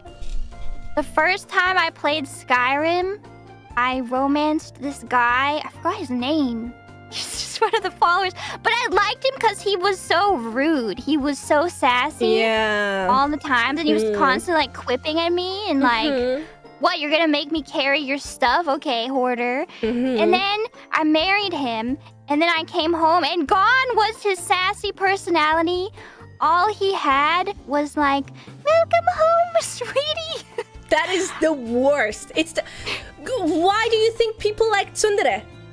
If they wanted to only get it, they wouldn't go for tsundere. Like, I can understand that they want it to be a little bit. You want the character to be softer, right? You want them to be loving to the love interest, to the love subject. I don't know, but there still has to be this base of shyness or coldness or quippiness or insulting. You know, you still have to insult each other, otherwise. Yeah, so I personally 100% agree. When it comes to slow burn, I feel like there are times when it's too slow for me, where I actually like check out because I'm like, please, for the love of everything. But I like the general idea because it also often plays into like pining, you know, where they're like, we can't. But and when it's done really, if it's done well. And you finally get to that moment where one like admits or whatever, like it's very satisfying. I eat that, yummy. Yes, I'll eat it too. That's some good food. We're eating good. Look at this. Good today. Okay. Quest plot. This is the entire plot. It's just. This is another one that's not romance specific. The entire plot is just a quest line. So, like, I guess if Lord of the Rings was only Frodo's part. Is it not? What? No, that's like the war and stuff. Oh, well. To me, it's all about Frodo and Sam putting the ring in the volcano. Sam, I might not be able to carry the ring, Mr. Frodo. But I can carry you. Yes. Best moment. I love him. Okay, I like it. But I don't know if I like, you know, I don't know if I eat it. I think I'm confused. Yes? Like, wait, like world building? Is that included in this or no? Oh, no. There can be world building. Quest plot is just like, kind of like, I guess. Quest plot. It's like the entire plot revolves around a singular quest. Is that not Lord of the Rings? No, because Lord of the Rings has like The fellowship. The fellowship, if it was only around the fellowship. The quest. Okay. It's about the. Okay. Sorry, go on. But then, okay. But in Lord of the Rings, there's also the. Isn't there also all the wars? Isn't there like a bunch of because of the ring and Sauron, right? Yeah, okay, maybe you're right. I don't know. Okay, maybe you're right. Lord of the Rings quest plot. Oh, Frieren. Have you seen Frieren? Yes. Yeah, Frieren is quest plot. She just has this, this is one quest, and she's like, it's the string that holds it all together. What even is her quest? The blue guy stuff. What's her goal? She wants to, I don't know. She wants to know what's going on or something. Like, is there even a quest? Isn't there? I feel like she's just walking around. Maybe I'm wrong. Okay. I don't know. Okay. Okay. I'll tell you what's not a quest plot. Popular media that's not a quest plot. Harry Potter is not a quest plot. Cause it's like he does a bunch of stuff, and it's multiple quests, and this is a very difficult tier trope. Because it's a confusing the more I think about it, I'm like, isn't every story ever a quest plot? Yeah, unless it's plot. Unless it's slice of life episodic. Okay.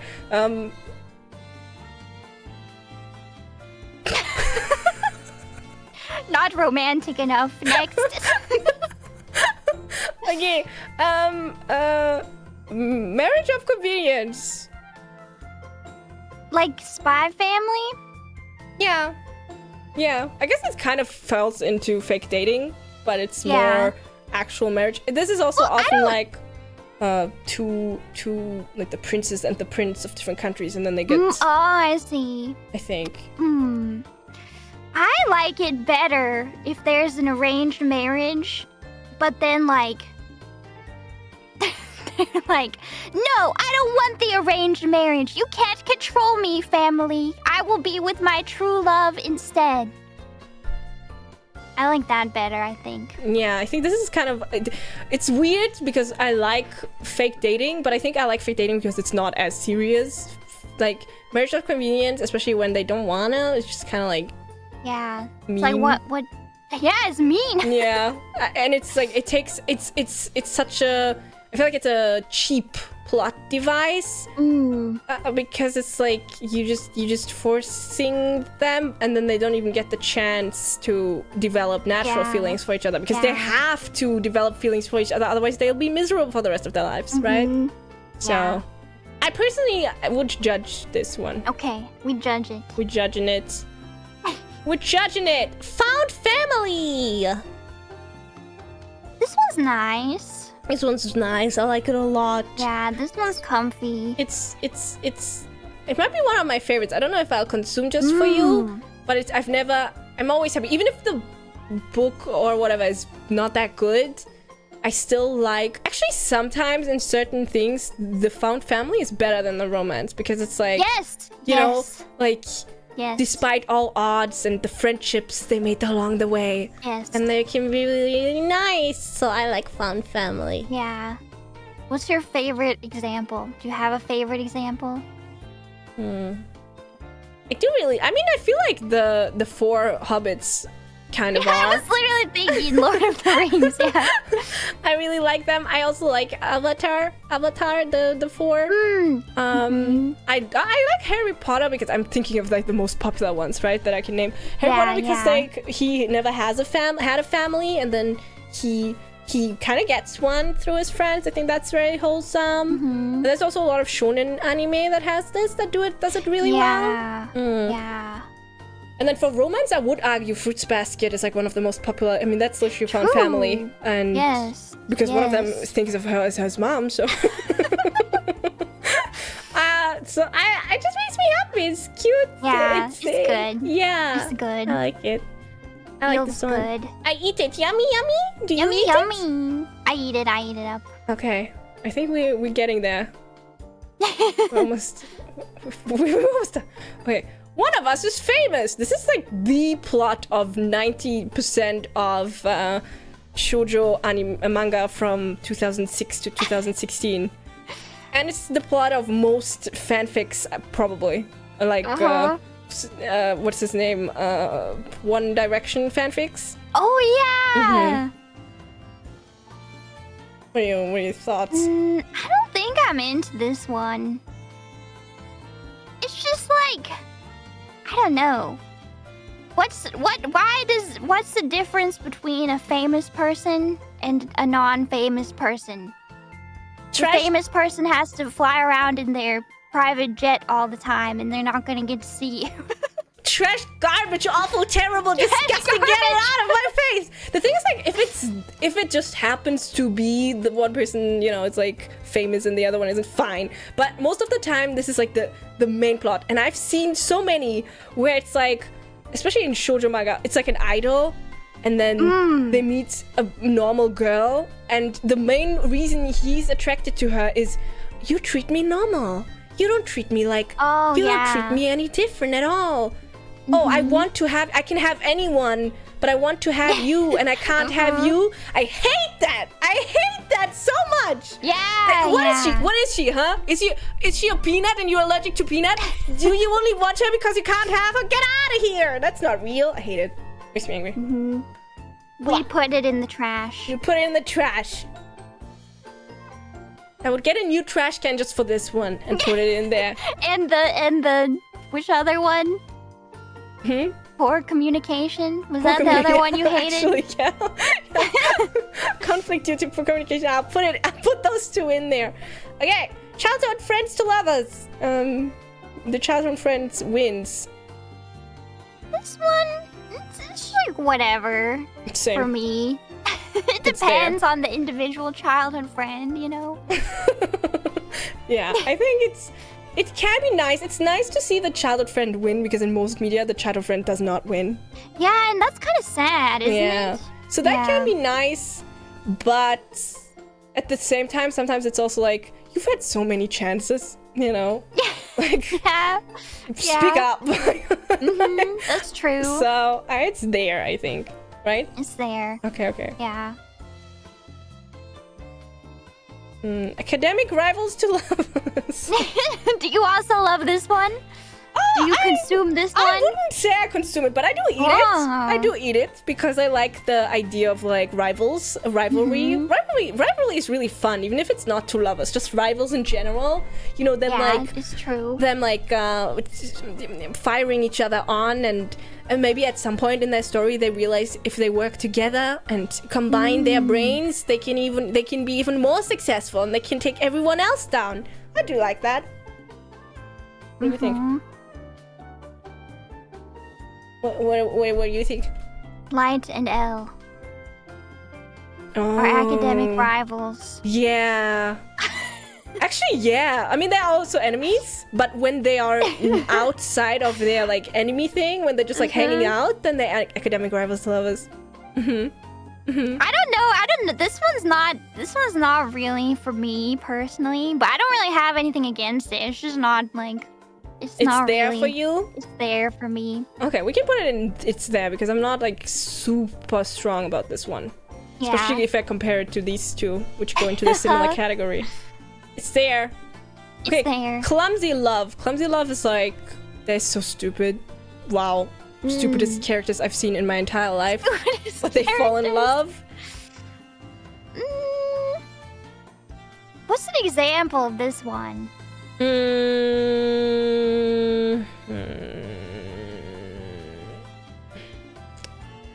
Of like really popular media? Or anything. Jesse and James from Pokemon? I don't know. Love? I thought they were like related. Yeah, that's my OTP right there. Oh, sorry. They look so similar. They're married and Meowth is their child. Sorry. Don't disrespect my OTP. But yeah, I don't know, I can't really think of an example. I guess that's Heist. Maybe I need to bump Heist up because that's my OTP, Jesse and James. But they always fail. Do they ever succeed? Have they succeeded? No, but that's part of the beauty of it. Maybe we should have added one trope that's stupid character. That would have been like, I'll consume just for you. For this one, I'd argue it's like, you know, there's not necessarily miscommunication, but there's a lot of like, they don't really understand love. They don't know that they're in love. They're like, I can like this. There's one webtoon series called Unripe Apple is one of my favorites, and it's just these two teenagers and they're just really dumb, and that's really cute. But if it falls into misunderstanding territory, then I get annoyed. So yeah, this whole tier list is making me realize I feel like a bad person, because I feel like all the romance I like is like they hate each other, they're teasing each other. But that's fantasy. It's fantasy. They're not just friends. They're not just friends who treat each other nicely. They're the worst people for each other, but yes. But they're bad together. They're literally going to destroy the universe for each other. Yeah. But I think it's, you know, it's media. It's media. You consume it. It's true. It has to be entertaining. That's also why, you know, like Friends to Lovers, I personally think is kind of lame, because it's like I can see that outside. I don't. But it's making me, because I see people in the comments, they're like, oh, that's so cute, it's so pure, I love it so much, and I'm just like, is my heart just like cold and dead that I'm like, whatever? No. This pure-hearted love, boring. No, it's just we have heightened tastes. Maybe also because we've consumed so much of it, so we've become picky. And put a vampire in there, and then I'll be interested. What? So Clumsy Love, I think, is fine, but yeah, it's fine. There's one that I love, but other than that, I think it's fine. We put it in fine. Oh, dead character saves the day.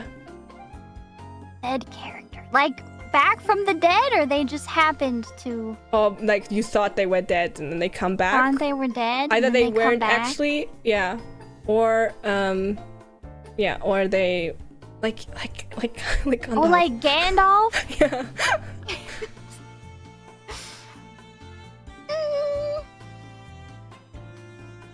It's whatever. I think. Is it whatever, or do I not like it? I think it's okay if it makes sense. And it's been like hinted towards. I think it's the worst when it's like a cheap cop-out. Oh, they weren't dead. Never mind. Haha, saves the day. I hate that.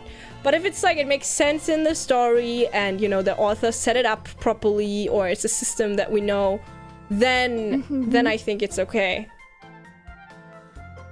Sorry, I'm just sorting. Okay, these are the last ones.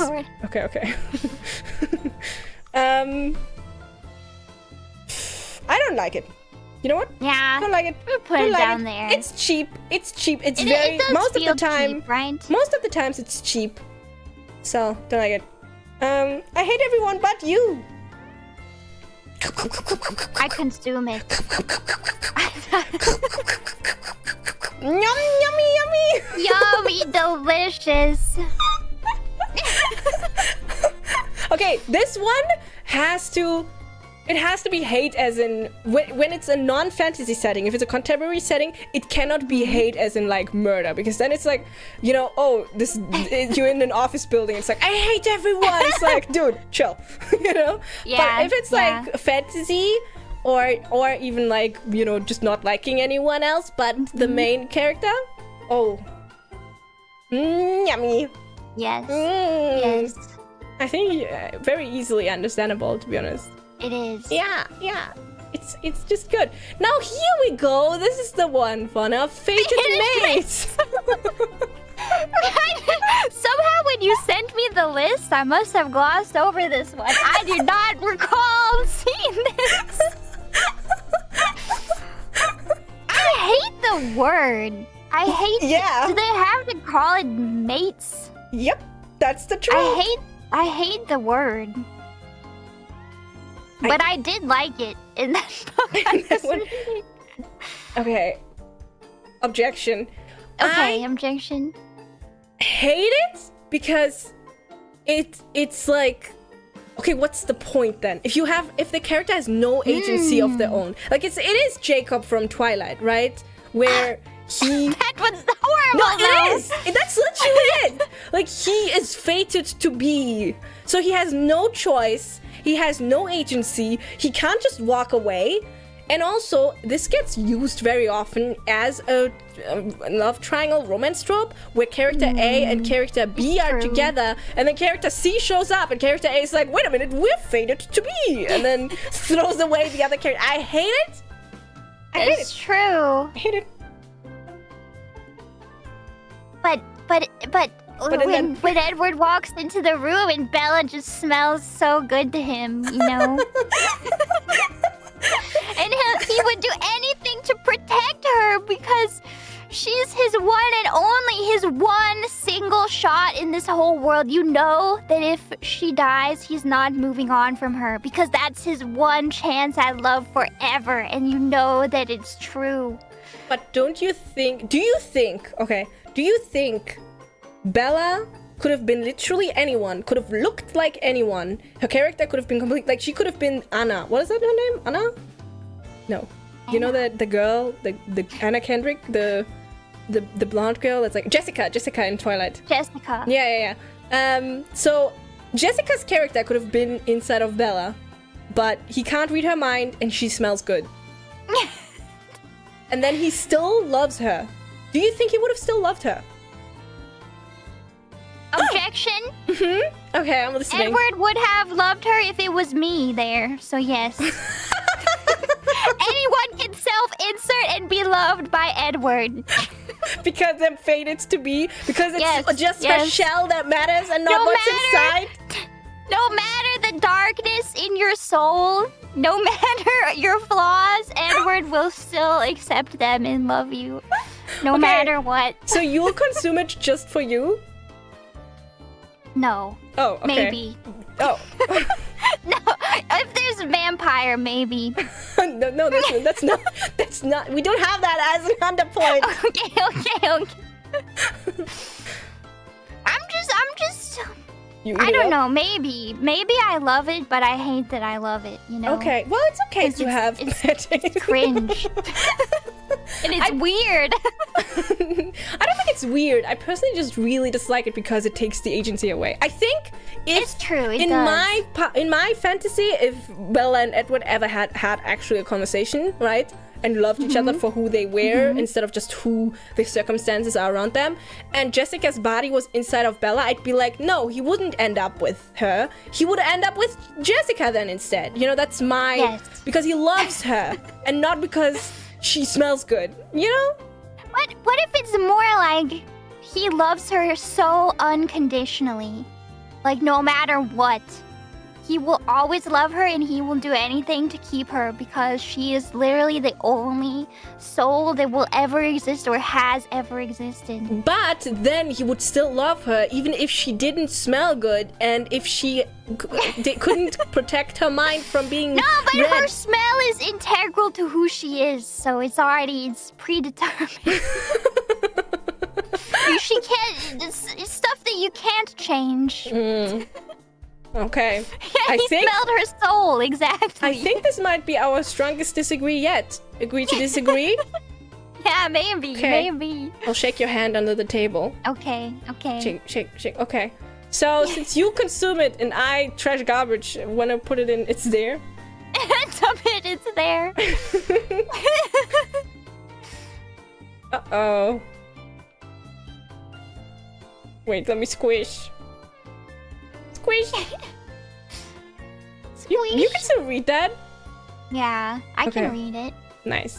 Okay.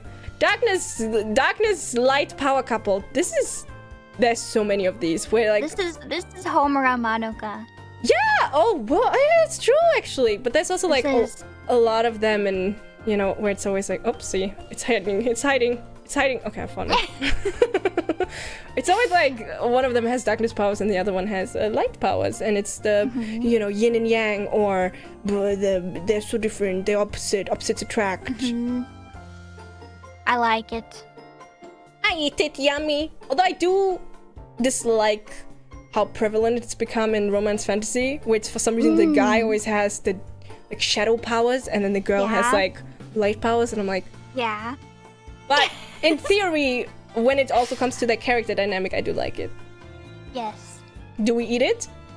I eat it up. Yummy. Yummy, delicious. Okay. We almost did it. Poor/rich couple. This is like peak K-drama. K-pop, K-drama, yes. K-pop as well, maybe. No, probably not K-pop, K-drama. K-drama. Oh, this isn't the guy from Maid Summer super rich? Or in high school, the guy is super rich. Yeah. That's not what makes it good, though. No, not at all. Actually, I think this trope is just so... It's very overdone, and sadly, because of that, it's very negative most of the time. Yeah. Because it's always like... Oh no, the girl. There's a hole in her clothes. Like, oh no. And he's like, I've never driven a train before. I don't like it. I don't like it either. I don't like it, but I don't hate it. Yeah, we judge. We judge you, but we don't hate you. We judge you. Oh, the mentor character. Gandalf, Dumbledore, I love Iroh. Gandalf. Uncle Iroh from Avatar. I love Iroh. I love the mentor character. Oh, the man from... Are we romancing them? Aragorn. No. We don't have to. No? No, we don't have to. We can. We can. We could. It's not necessary. We could. I love the mentor character. It's very rarely done badly, actually. You always feel often for my them. favorite character. Yeah, because it's so easy to like them, because they've seen it all. Yeah. They know exactly what to do. They're, I also like when the mentor is like a little bit flawed. They don't actually know everything, and they're not 100% in the right. And then it's just such a safe trope. I love this one. Me too. Obi-Wan is my favorite in the prequels. Obi-Wan, yeah. Ewan McGregor, He looks so cool Obi-Wan. too. Yeah. I like it. Do we put it in our consume it? I mean, it's so hard. There's rarely will I consume stuff just because maybe we named the tier wrong. Don't take the tiers too seriously. Okay. We can consume it then. Especially this one, like you are being judged. Makes no sense. Okay. Anti-hero MC. Anti-hero. I like it. I like it too. Yeah. It can be cool. But it can be, yummy. Is it yummy or is it there? I think it might be yummy for me. Like Breaking Bad. I've never seen Is he an anti-hero though, or is he just a villain protagonist? I don't know. What's an anti-hero? Anti-hero is Anti-hero is a lot of not like vigilantes. Vigilantes. A lot of them are anti-hero.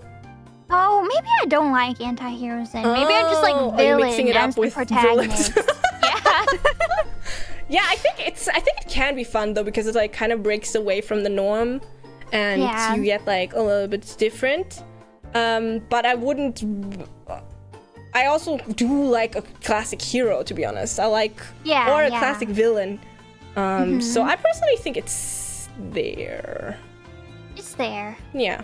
We don't hate it. We don't love it. Very neutral. It's okay. And we don't have such a strong opinion on it because it's not romance related. Yeah,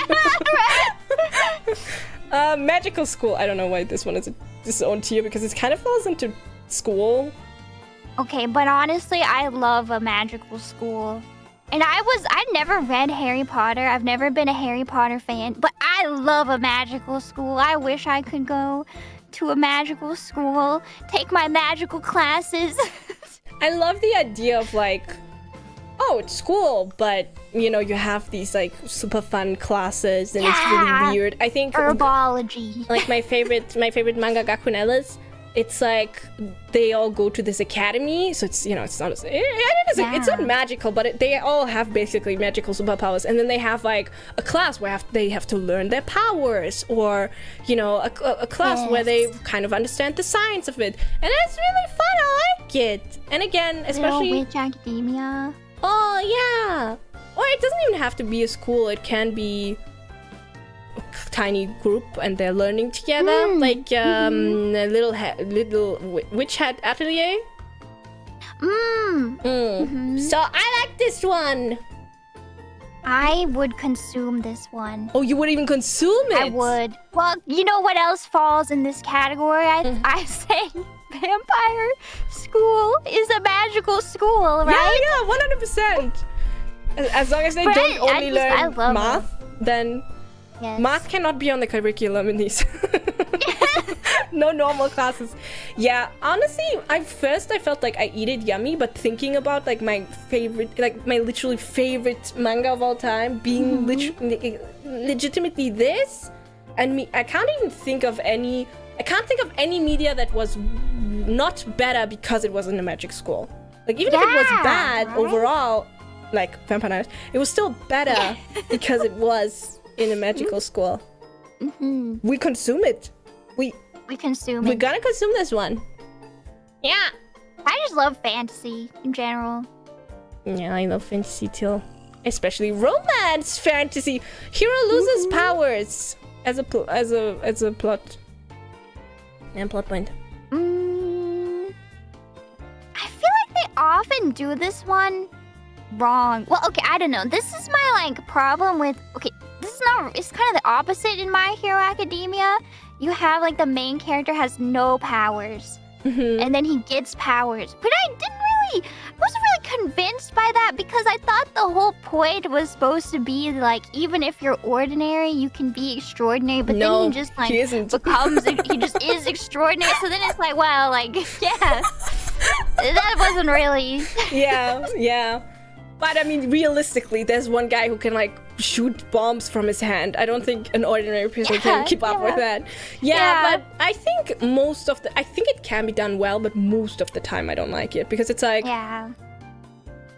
even in video games, I hate it. You know, when you're playing in a video game, and then there's this scene that sometimes they have this arc where they take away all your powers, and you have to like act as a scrub. One of my favorite video games is that Okami. Oh, really? Have you played Okami? I haven't played Okami, but I've wanted to. It's so pretty. It's so good and so pretty. Well, the whole thing is like, you start off, you've lost your powers, and you have to regain your powers. But it's good. It's a video game. In this case, I think what I mean is like it happens throughout, like towards the third act. Yeah, they take it all away from you, which I personally really dislike. Or, in a narrative sense, in books, the hero loses their power at the end. I don't really like that, because it's like, but she's worked so hard for these powers and she's trained. Now you're taking them away from her? Why? Unless it's a sacrifice. Yeah, then it can be good. Or if they want to give them up, they want to live a normal life. Yeah, then it can be good. Well, this one is very nuanced, I guess. It's hard. It is hard. Difficult. I think it's there because I haven't like ever read one where I was like, wow, this is amazing. I wish this would have more of this. But I sometimes have to select it, and sometimes it was good, but more because of the story and not necessarily because of this trope. Yeah. Good. But now, our final. These ones seem very tailored to a certain somebody. Well, this is our tier list after all, isn't it? We have...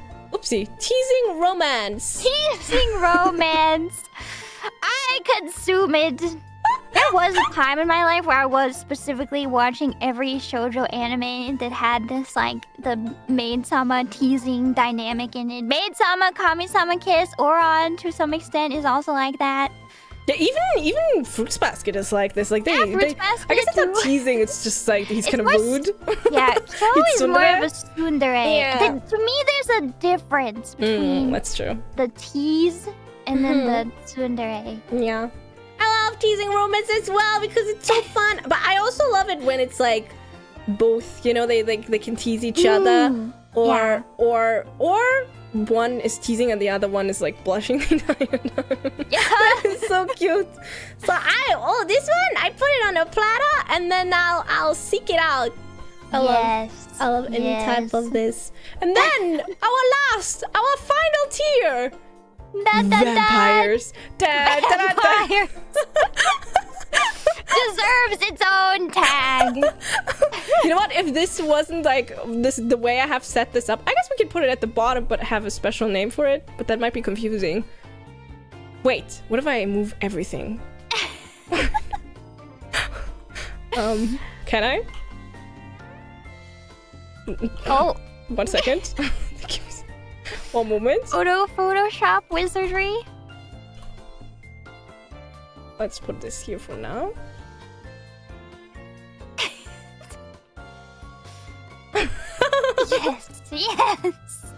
Yes. Okay, let's name this one F tier. Fauna's what? favorite. F tier? No, F tier for Fauna. Does it have to be F? Oh, sorry, F tier. Fauna's favorites. Okay, well it's at the top, so you know what that means. And it's green. Yeah. Vampires are FF tier, meaning Fauna's favorite, meaning the Fauna's best. Freaking fabulous tier. Fantastic Fauna tier. Yes, Not Final Fantasy. Final Fauna tier. Yeah, I mean I like vampires, but I don't know. I don't know if I would put them there. But It's just so good. I mean, I think okay. Objection. A lot of your favorite tropes here, like enemies to lovers, haters to lovers, I hate everyone but you. These can all be combined into the vampire setting. Of course, you have the natural tension of a vampire wanting to drink the blood of a person. That's inherently antagonistic. Oh, I want to eat you. Yes, the pining. Yes, I want to eat you, but I don't want to eat you because you're my love. That's good. The corruption arc because the human also becomes a vampire. Yes. Yeah. There's only one bed because the vampire is laying on a coffin and he doesn't have a bed. Yeah. Yes. Knife to the throat, but it's teeth to the throat. That's teeth to the throat. Even better. False proximity because he has to save her from the other vampires. And he has to I'm gonna be close her to you. enticing smell. Yes, genius character because vampires. Yeah, it works. Okay, Yeah, fine. they're smart. They've had so much time to become very intelligent. Okay, I'll accept it for today at least. Thank you. You win this one. You win this one. Okay, well, that was our wonderful, perfect, ultimate, real, right opinion tier list. Yes. If you disagree, you're simply wrong. Sorry. Yes. Any final words of wisdom? Definitive list. I'm very happy with how this turned out, me personally. I feel like we agreed on almost everything. We had like 2 or 3 difficulties where we were like a little bit. I think the biggest one was fated mates where we disagreed, I guess. Yes. I feel like it should get minus points for the name alone, to be honest. It should. I can't even argue about that. So I'm happy that it at least ended up not positive, but in a neutral. But yeah. Other than that, I was expecting to hate more, but you know what? This is a romance tier list mostly. We love stuff. It's romance. Yeah. Where we have a maiden's heart. Maiden's souls. Pure maiden who loves romance, except not that wholesome stuff where they're just friends and not the good one, not the healthy one. No. just the bad one. But yeah, I had a lot of fun. Thank you for hanging out. Thank you for doing this with me. And thank you for preparing all of this, your hard work. Thank you. It was fun, and thank you everyone for watching this green collab. I hope you have learned something. If not, what all these tropes mean. So in your next discussion, when you have to fight against someone, you can bring these up. You know how to defend fated mates. If you're standing in line at the bank, of course.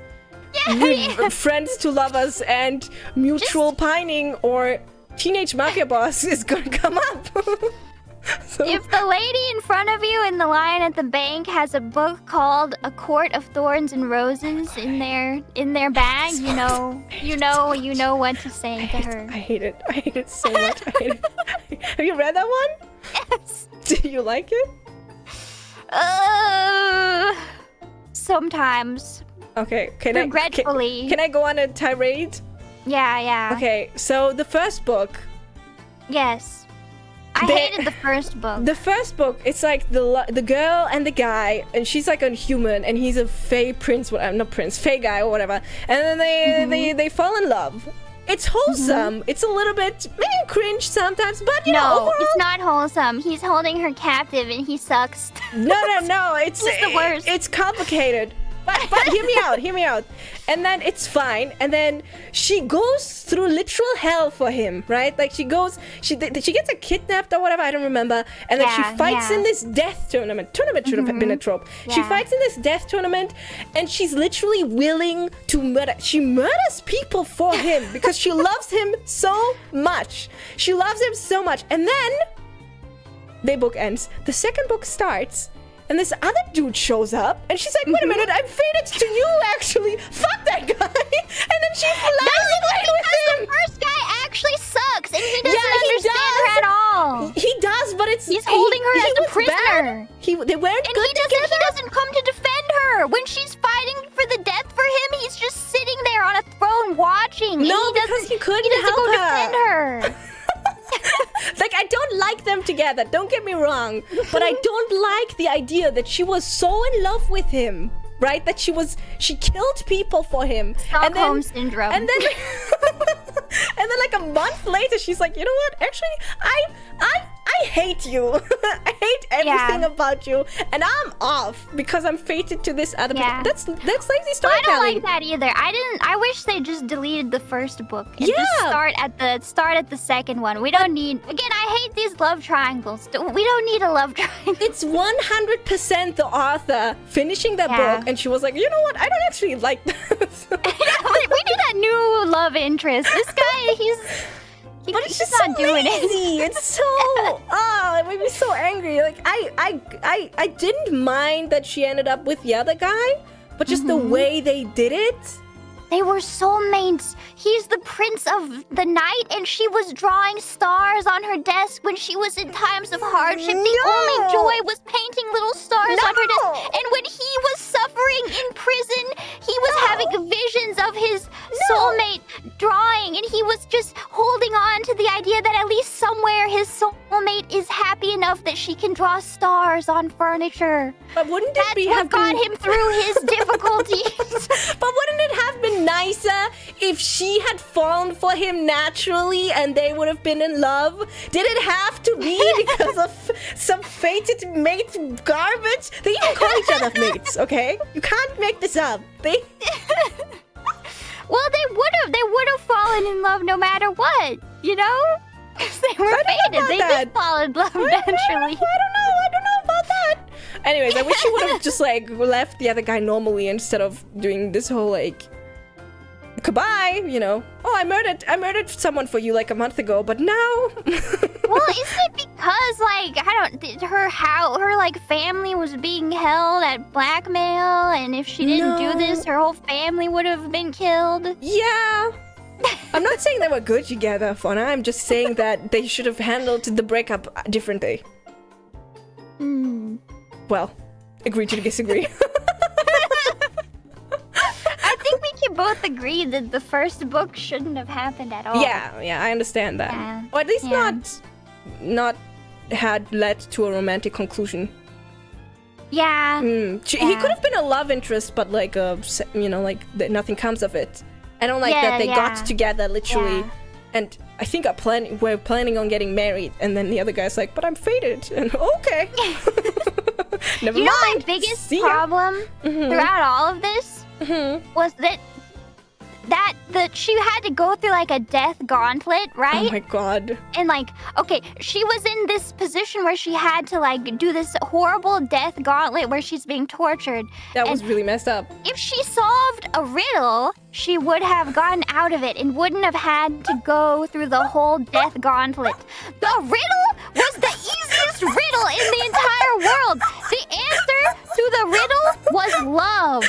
It's like the most obvious riddle answer of all time. And she didn't have to be like tortured and like murder people in the gauntlet if she had only solved the riddle of love. And she couldn't. So bad. That's why I'm saying this book is bad, Fauna. Because it doesn't even make any, like, it's like two books smashed together. It's like a relatively normal mystery romance book. Not necessarily very good, but fine. And then suddenly it's like this really macabre, torture fest, stupid. It's just a different genre. Why did they put that in there? I don't get it. I don't know. All I know is it was pretty cute when they were like dreaming about each other because they're fated mates. Doesn't he like tattoo her hand and then he talks to her through his hand or something? Does like he? a phone? Maybe. I think so. Maybe, yeah. Mosh, yeah. Dark Mendes. His power was also darkness, guys. Just in case you're wondering, of course, the bad boy character was darkness, and but her he's was actually light. like the nice one on the inside. He has a good heart, and he does everything for his family. He's a misunderstood hero. He's only pretending to be evil to protect the ones he loves. He does really bad stuff, though, especially in the first book, and he never apologized for it. I'm just saying. He was a slave, and that one, though. He was held could have against still his will. apologized, though. He was a He captive. could have apologized. Yeah. Okay, well, thanks everyone. Thank you. Thanks for that was a lot of fun. Thanks for yapping, and maybe I'll send you a list with like more recommendations of these catered to your tropes favorite. This is a good idea. Ooh, yes. I'm gonna slide us off. Bye. Bye. Bye. Bye. Bye. 1 second, I can't find my ending screen. 1 second, one moment. Oh, there it is. I found it. Okay.